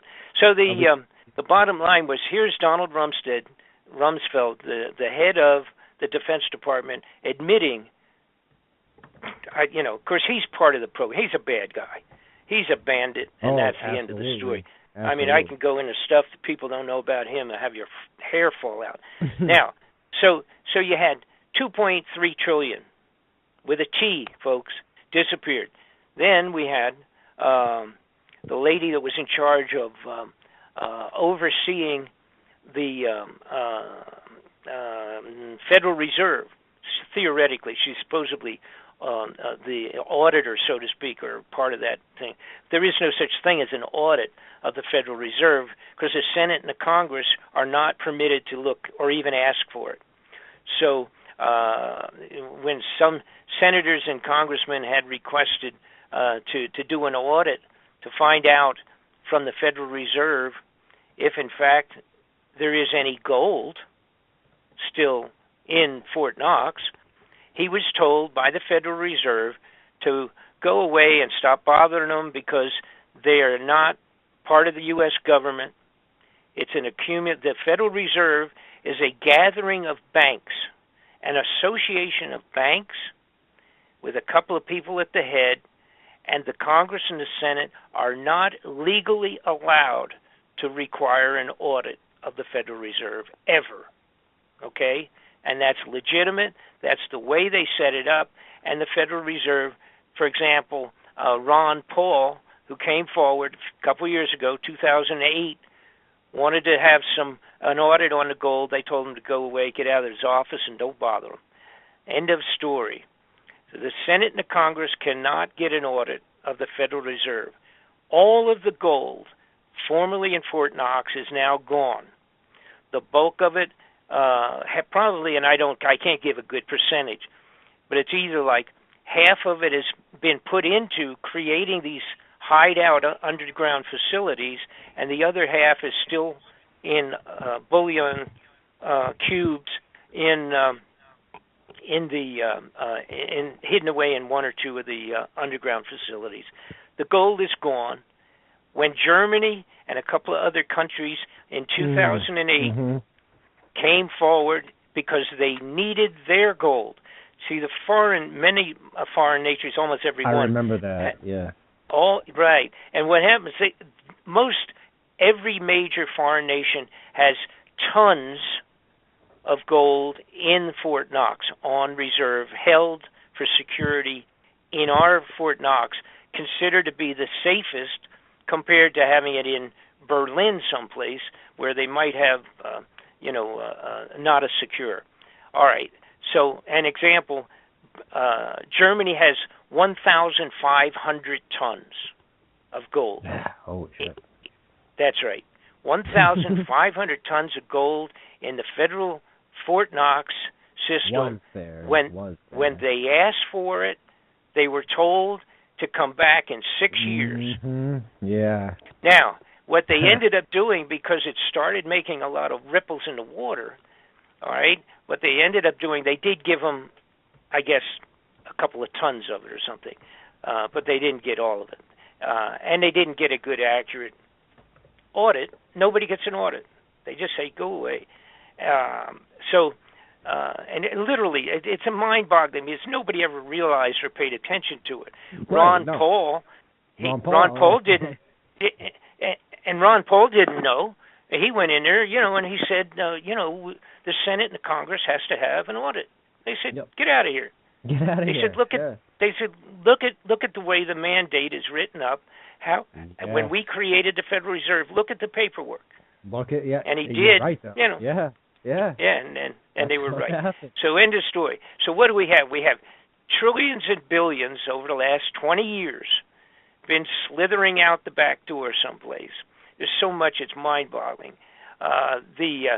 Something like in the Federal Reserve, by the way, who spins money off to foreign banks and gold off to foreign banks to kind of stabilize the world money situation. That is part of what they do. Of course, whether it's done legally or not, we have no idea because they don't do an audit. Okay, but the bottom line was this lady who I started to mention a few minutes ago was at the auditing position, so to speak. She came forward to the Senate and the Congress and answering questions, and one of the congressmen said, "We understand that there's $9 trillion that you don't know where it is. Is that true? Right. And she sat and I had this on film. She literally sat there and kind of said, "Well, we're just not sure exactly where it went. That is a right figure. It was like 9.2 or something trillion." She says it's going to foreign banks, but I couldn't tell you right now which banks have it. Okay, so there's another 9 trillion. All right, so just in not counting the gold, for crying out loud. And by the way, you do the mathematics at $1,400 an ounce, and the amount of tonnage in terms of the gold is the numbers of value is really obviously becomes so much. You run out of ink with the zeros. It's really a tremendous amount of money gone. So anyhow, I then started looking in a multitude of directions, and again, the bottom line was, what is it that would scare the heads of government? Oh, and by the way, I say heads of government because I found out Russia in 2010 or 9, around that period of time, put out an internal to a mandate to have 5,000 smaller underground facilities. Actually, you could almost call them bomb shelters, if you will, survival. Right? Same thing. But now, not as big as the ones I'm talking about here in the United States, where they got 18-wheelers and trains running around them. Okay, but they had a mandate to complete within 2013, January 2013, a couple years ago, to have 5,000 of these finished in Russia. Now, they do have some big ones, one of which, by the way, will hold 50,000 people underground in Russia in the mountain. All right. That's bigger, probably. I think the biggest one we have is probably maybe pushing it to 20,000, but there's a couple of them that could handle 10,000 underground. But they have one that'll hold 50 to 60,000 people, and then several other smaller ones. The smaller ones literally are pretty much for not the elite. In other words, it's a secondary thing, maybe for the lucky upper crust, that to save some of the general public, but they're not really big, et cetera, et cetera. Now, so I reached a point where I'm saying, okay, and Europe also did the same thing. They've got many good-sized underground facilities. So the next question is, what's going on? Why was it that all the thieves up in the Congress and the Senate, and et cetera, in the military, upper crust, why did they all of a sudden stop lining their pockets directly and worry about underground? Why would they go underground? And so that's where we linked and put together the obvious, which was that the Nibiru, Planet X, is heading back. And that was, in fact, the reason for going underground. Now, at the same time, all along, going back to the 90, 95, and that period of time, was when the government was started supplying the sheriff's department and all of the different military sheriffs and police stations, et cetera, around with military equipment, grenade launchers, armored vehicles, water tanks, machine guns, tanks, bullets, weapons of all sorts and everything. They started, putting these out to police stations and sheriff departments, et cetera, et cetera. Okay, and everybody said, well, what's going on with that? What's the connection to that? And the connection is this. And by the way, also when I checked into the Vatican, they're completely up to speed on this. That was why they put in the big infrared telescope in Arizona called Lucifer. The reason they put that in and everything, it's all part of and parcel to this whole thing of keeping an eye on it. And they have been aware of it for many, many years and still are, and participating at the highest level of keeping this thing quiet. Now, here's the problem. And because a lot of people say, well, when are they going to tell us? When can we, first off, they say, when can we see it? The next one is, when's it coming? When do we expect it to be coming back in real time? And when are they going to tell us what's going to happen? This is bad. We're not going to know about it. Well, the truth is, no, you are not going to know about it. And you will never have a formal My Fellow American speech from the President of the United States unless it is at the very last point in time, and at that time, he and everybody else will be underground already. Okay, they'll be gone, and the speech that would come out, if there ever is one, will be literally the last day's speech, so to speak, before it's about to hit, or it's not going to hit. I don't mean to say that, but it's coming close to passing close to Earth. they have no intentions of ever telling the people of the globe that that's happening for real. So they're going to use it to depopulate the planet if they want to, supposedly. Right. So no. So here's what happens. Here's what's physically happening and why this comes back to the weapons going to the police force.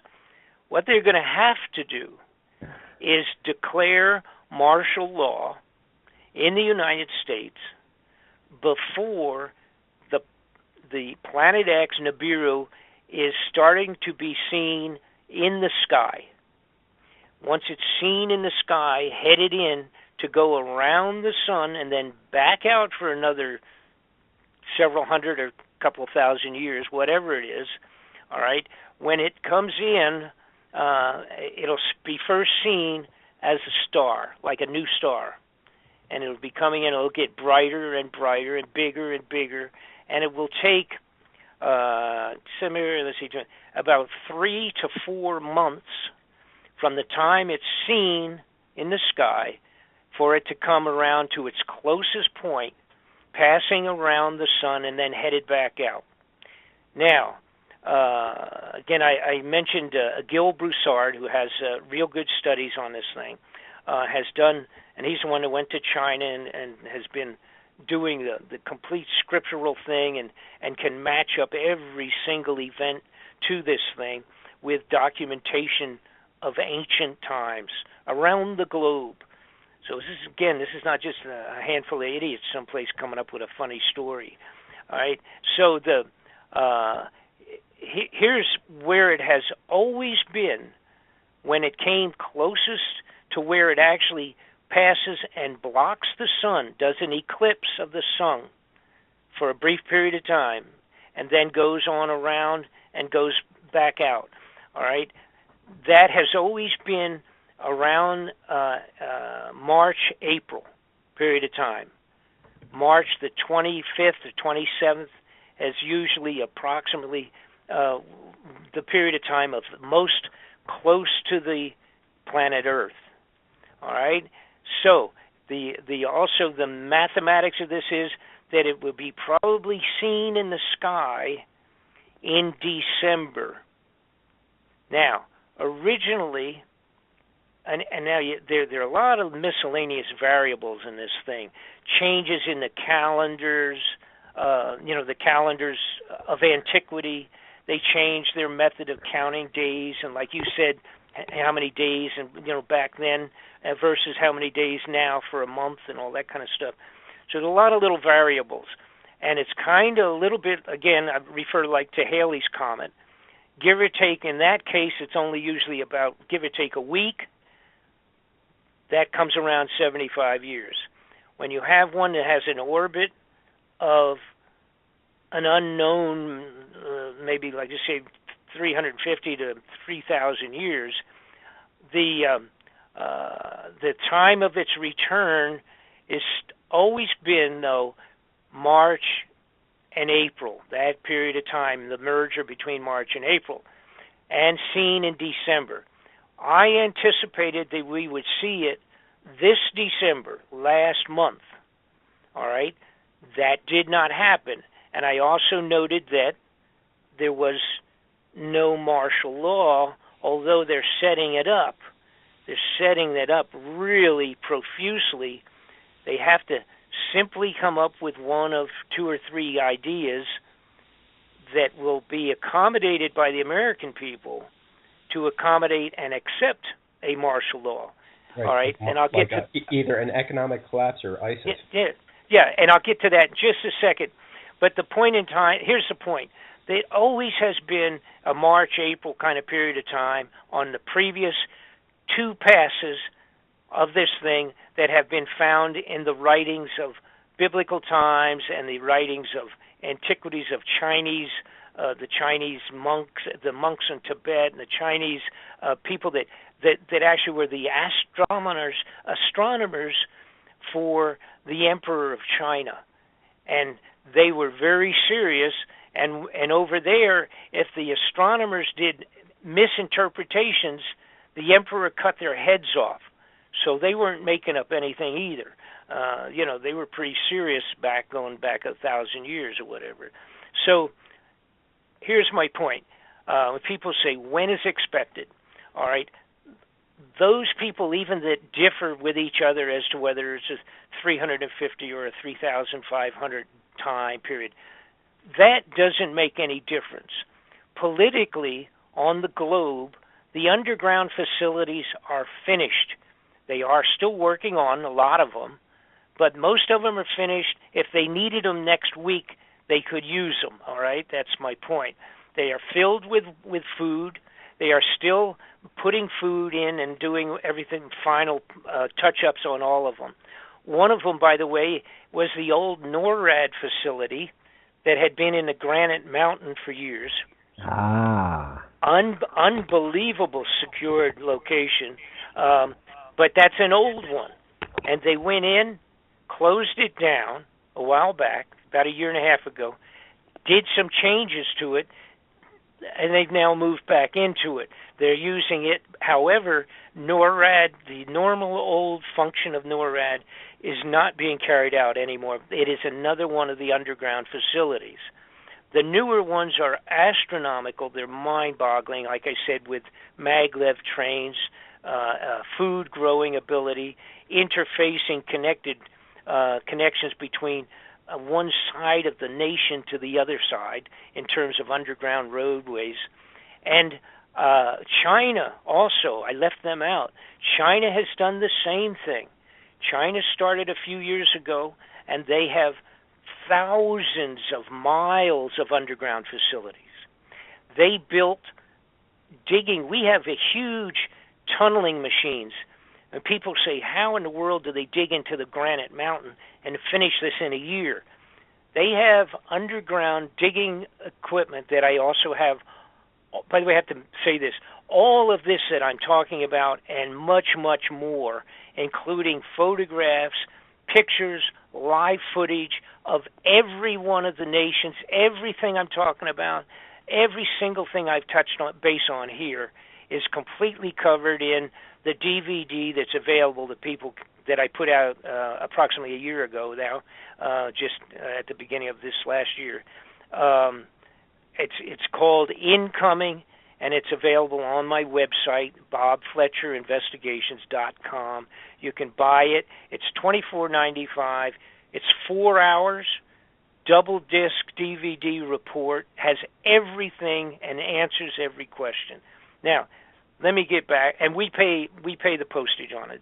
Good. All right. So the point is now that the underground facilities in China, like I said, thousands and thousands of miles, they have the machines, which the machines are so big, they're tunneling machines. They go into the side of a mountain, and when they come back out with just a single one of these machines, you can drive an 18-wheeler into the mountain. Okay? Then when they go back the second time, they have it big enough that you now have coming and going of an 18-wheeler. Two 18-wheelers can pass with two passes of this thing.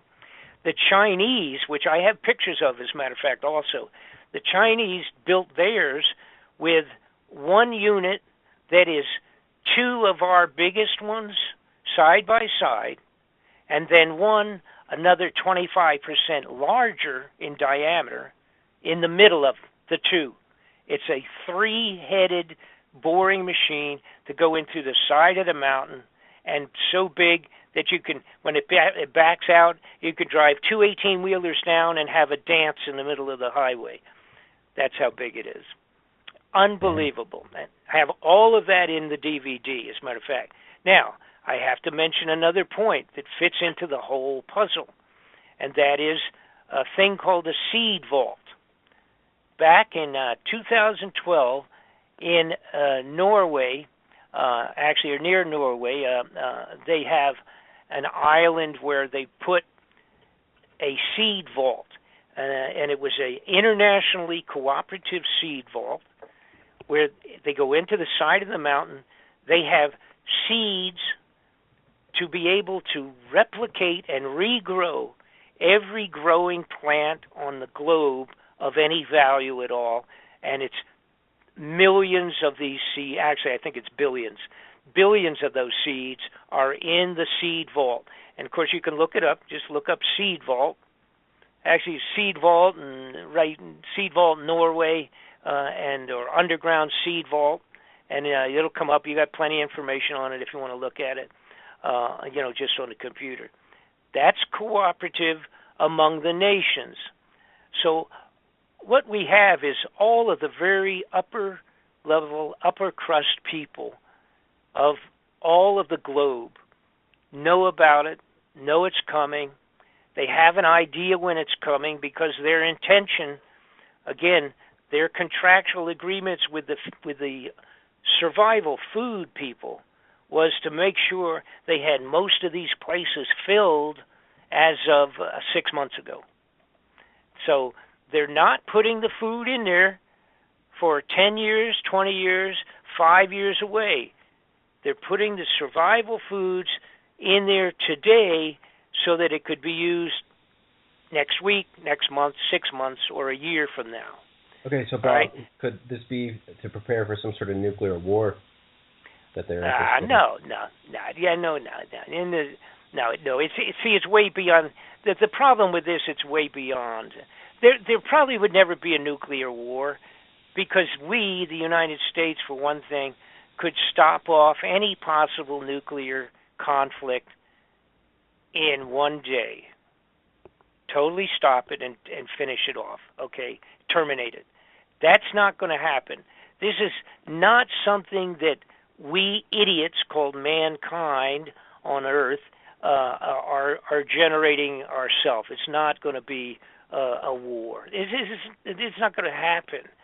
What sense would it do for Russia to totally destroy the United States and never be able to use the property for 100 years because of nuclear contamination? What point would there be to that? Well, I couldn't tell you that. They don't make any sense to me. Are the leaders of this planet are psychopaths? They don't really think. No. Yeah, I don't know. I mean, you're true. The only really true psychopath is the North Korean screwball. Those poor people, and they don't even know what's going on. These Islamic countries. Yeah, well, Islamic, but here's the problem. I mean, no. Now, there are no Islamic countries. Now we have that ISIS problem that we created, and the idea that for them to come forward to us and say, "Oh, gee, they sure surprised us," get out of here. That's stupid. Right. Surprise us with what? Oh gosh, they snuck in 150 tanks on the border of Yemen or on the border of Iraq or Iran, and we didn't see them? Get out of here.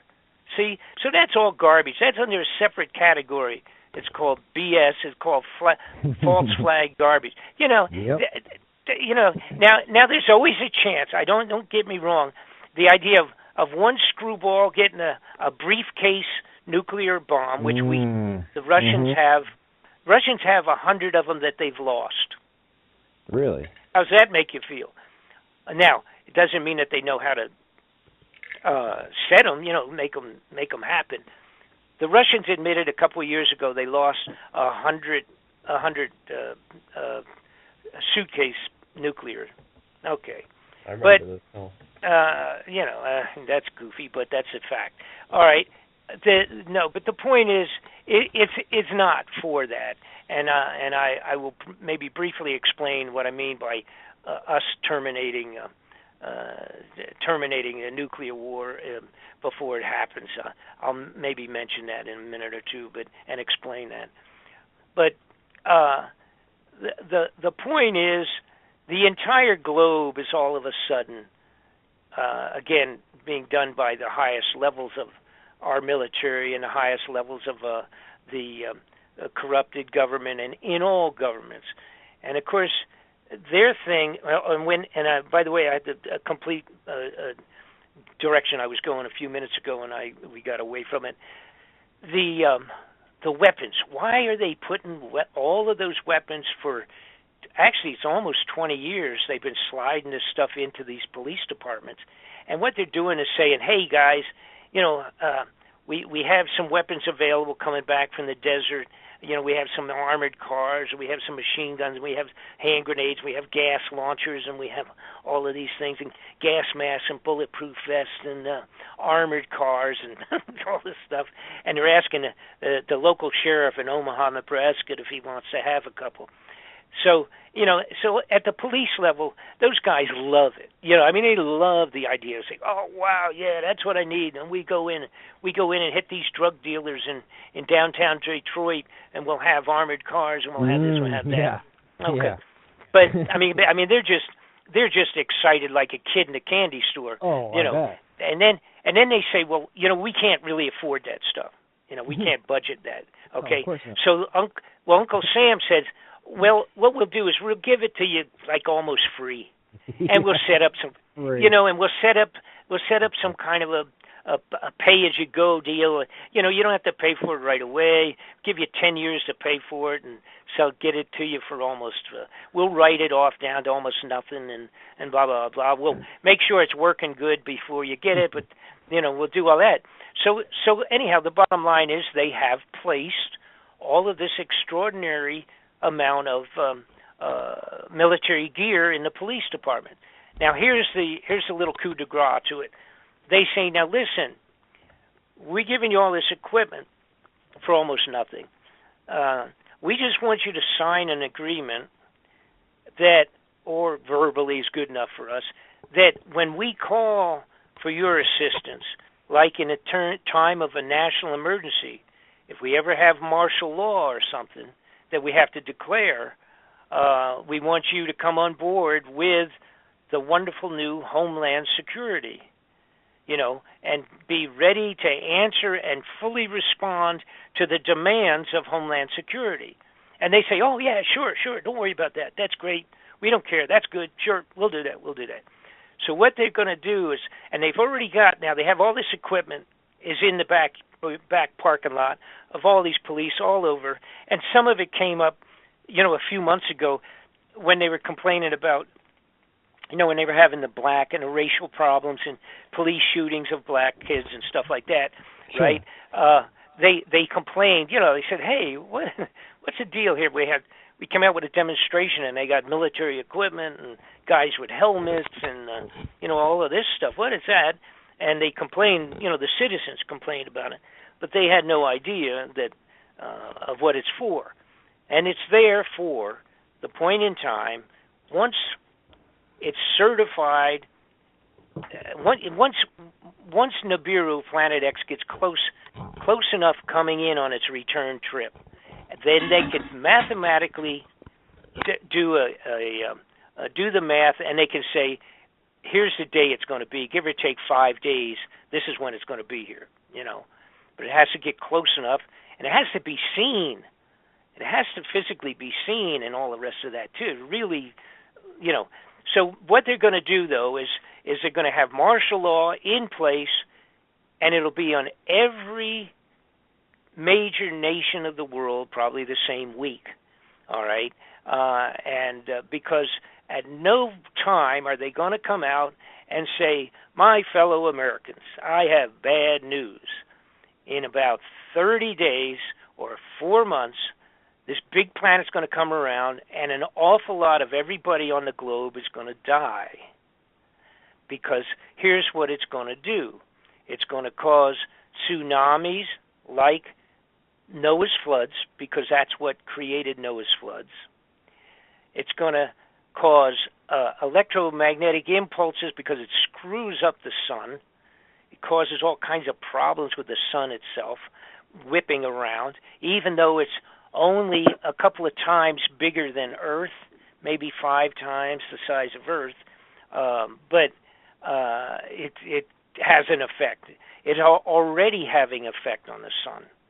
And it'll cause, the biggest problem will be when it comes around, coming by the first time. Of course, it will do, like I said, a very long blocking of the sun. It will be a big long solar eclipse. Then it will go on behind the sun. Now, coming with it is 2 or 3 planets of its own. We call them, not planets, moons of Nibiru that are traveling with it and circling like its own little solar system, so to speak. And it will be dragging as much as 25 million miles of space junk behind it. Now, what will happen is it will pass around behind the sun. Then we will go through, because of our timing of our orbit around the sun, we will pass through the tail of that darn thing. And we will have extraordinary meteor showers because, or what will, for all intents, appear to be meteor showers. We will be traveling through the junk that's trailing behind it. That will happen 2 times. It will happen the first time when it goes around, and then we will go through it, through the tail. Then it will come back, going around the sun in the back, and then headed back out to Never Land, towards Pluto again, so to speak, out to the far reaches of the solar system once again, and we will pass through it, the tail, a second time. And it will be 155 days is the mathematics that they have done on this thing, the people that are keeping their hand on it. 155 days, give or take a week, for it to go around and back out. So we will approximately hit 2 times, 155 days apart, unbelievable meteor showers, depending on how bad and profuse the size of the pieces that will make it through our protective shield, so to speak, and burn up in our atmosphere. It's an unknown factor. So you're looking at tsunami water from the gravity alone of this thing passing close by. We have to remember, we don't think, unless we're scientists, you don't think about the moon and the sun does a gravitational thing all the time, and it's what does our high and low tides. The water going in and out is being pulled by the moon and then released and then pulled again, and that constitutes the tides.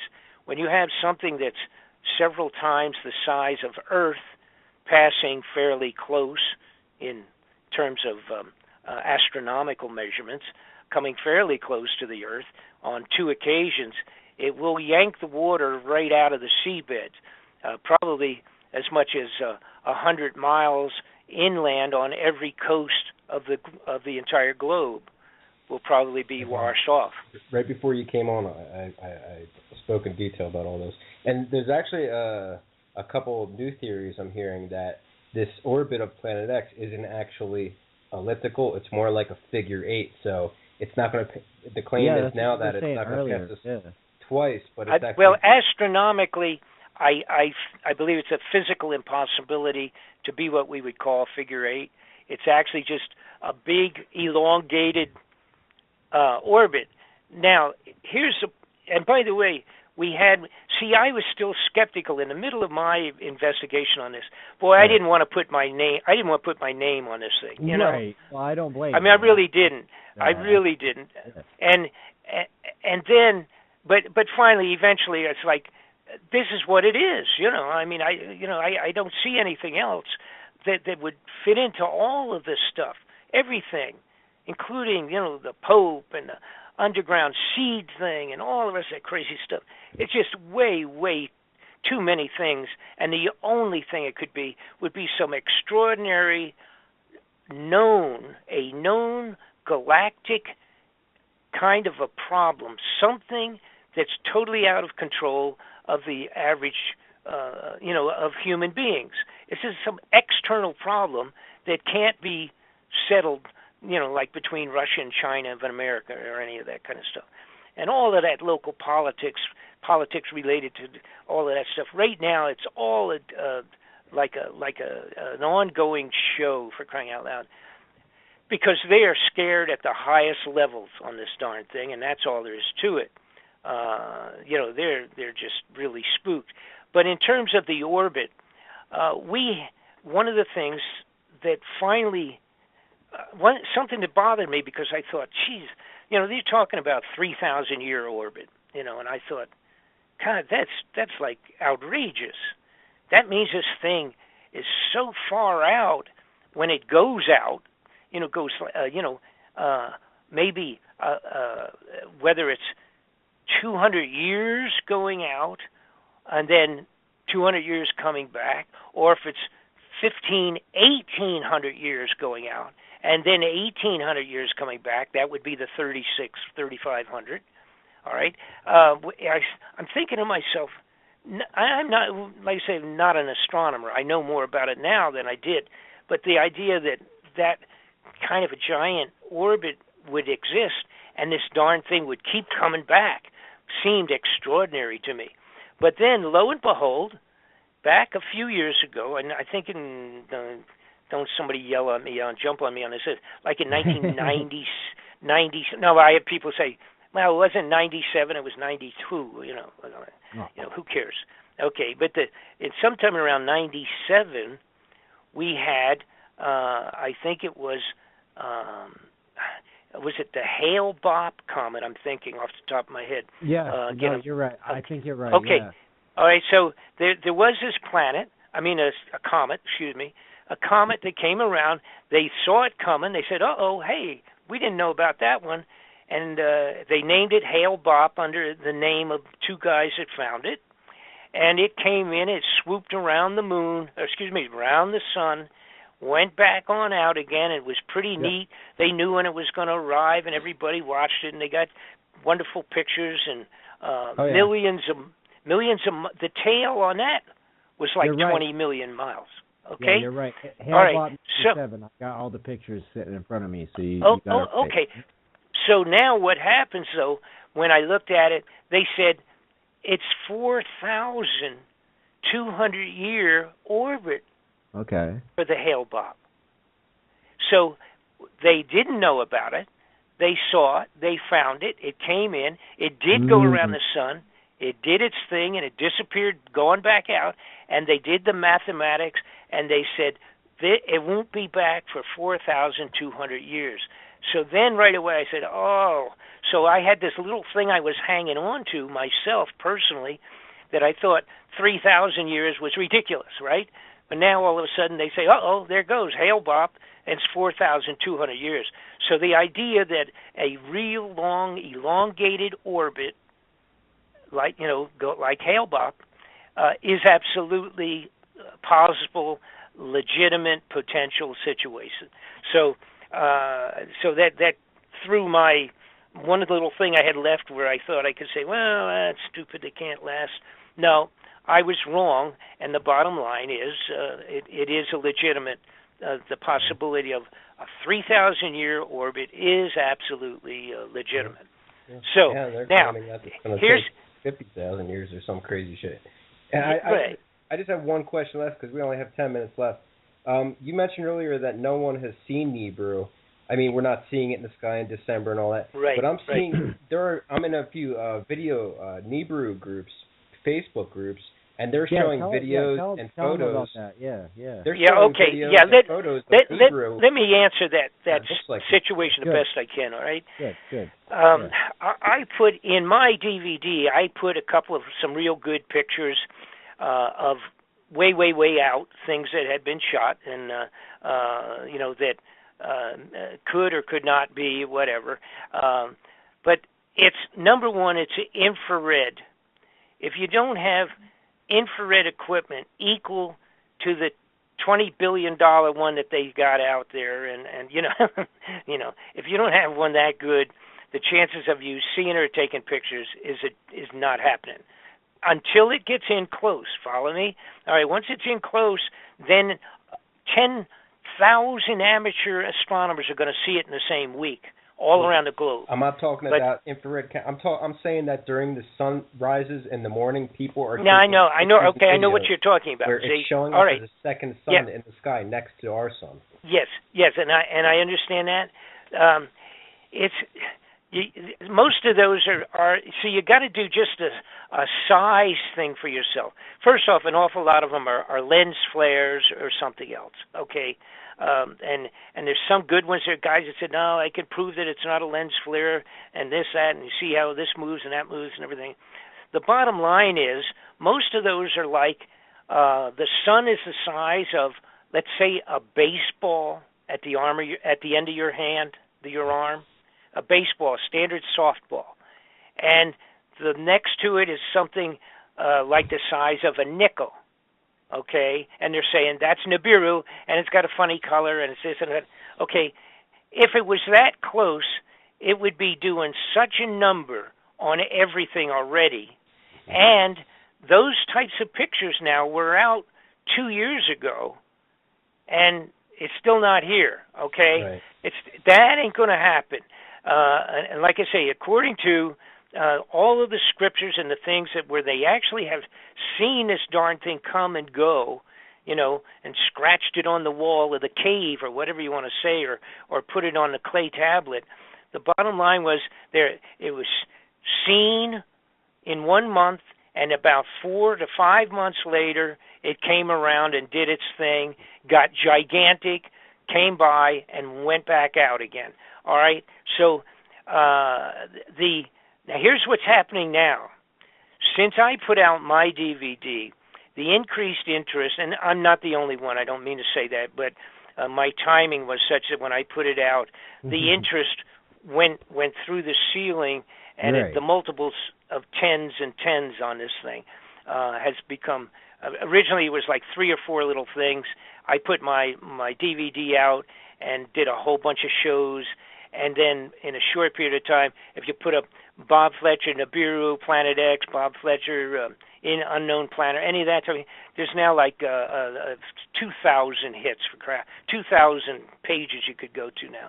But the point is, the government now, as time is ticking away on this thing, they're starting to put people, like just the other day, CBS News came out and said, there was this couple of astronomers that have seen Planet X. Let me correct myself.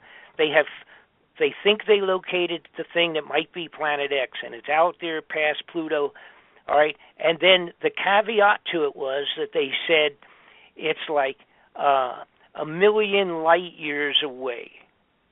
Okay, well, on that basis, nobody has to worry about it. Okay. Now, somebody else came out a little while back and did a similar thing. They said they literally have discovered in the last year, 2 years, let me put it 2 years, 1,100 planets that they never knew existed.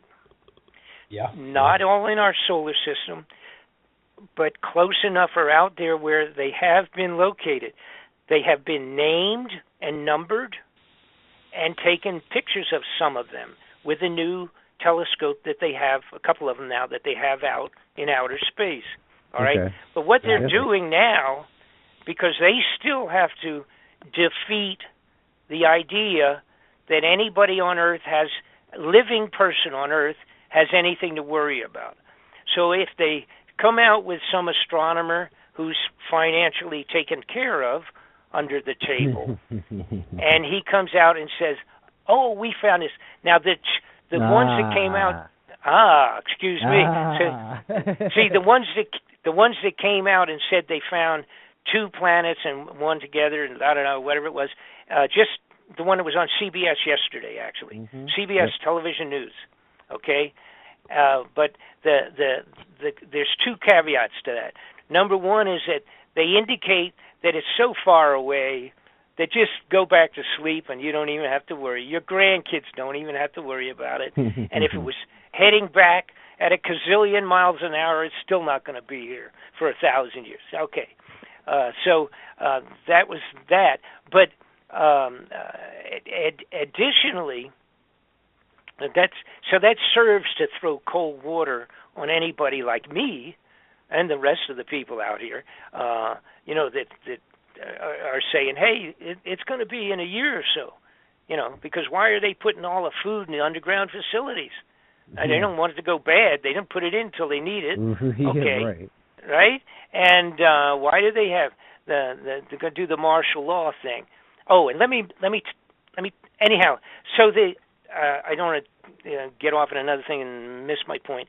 The point is when they see these, and then they come back and say, and it fits exactly what we consider to be this Planet X everybody's talked about. It's approximately the same size, and it's this, and it's out there by past Pluto and all of that. But again, don't worry about it because it's going to take so long. But the other caveat to the last report was they said, we've not seen it yet. See, this big deal they made included news on CBS, right? They have not seen it. They're working on mathematical movements of other stars being pulled and affected by this big thing that we can't see. Cannot see. All right? Now, the bad guys, the government at the highest level, they can see it, folks. They have infrared telescopes with the capability to track it. Once it's close enough, and they have the telescopes are out there, way out by Pluto now, taking great pictures of Pluto, by the way. There's great brand new pictures of Pluto, all right, because they're right in the backyard. And they know damn well exactly where that thing is as we speak. But the guy in Omaha with a little scope at his university or wherever the heck, Kansas City, Omaha, Nebraska, they don't have the equipment. They're not seeing it. They said they don't see it. And so when you see people telling you that, oh, here is a picture of it right next to the moon, and it's the size of a golf ball, it would already be causing so much effect you couldn't go out at night and stand up. Now, I want to real quickly say a couple of things before we run out of time. The DVD's available. Folks, go on to my website, just Bob Fletcher, and you can find it. Put Nibiru Bob Fletcher, and you'll locate it. The point is that they're going to have to do martial law. It's going to be one of these three things. It'll either be financial crash, which we legitimately, by the way, are in the global financial crash, the worst it's been since before 1929 stock market. Yep. It's the first one that's saying that too. So everything. Right. Everything is crashing. All right. So it could be potentially on to control the people on the financial crash, or a synthetic thing relative to 3 or 4 major terrorist acts in the United States of America. Now I'm talking real something serious, like the 9/11 kind of a thing, big buildings coming down in a bunch of places. That's good enough so that every American will say, oh, thank God we've got martial law. It's got to be that bad. It has to be appearing to be that serious.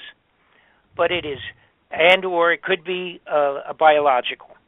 Right. A terrorist / biological epidemic, major diseases, germs put into the air in 5 cities or some other outrageous thing, okay? And the other one, now the last one is a confrontation that would appear that we're going to get into World War III, regular World War III, like with Russia or China, all right? But those things are not going to happen either. China's not in a position to do anything like that. They are starving now. They're into a negative financial that they don't even know what to do about. All right, and by the way, well, I'm going to end with this. I'm working this entire last 9 months, 10 months on a new DVD follow-up report on this. Awesome. On the manner by which Nibiru Planet X can be stopped. And that it can be stopped. It includes a manner by which we could stop any potential World War atomic attack in a couple of seconds. Hold on, did you say we can actually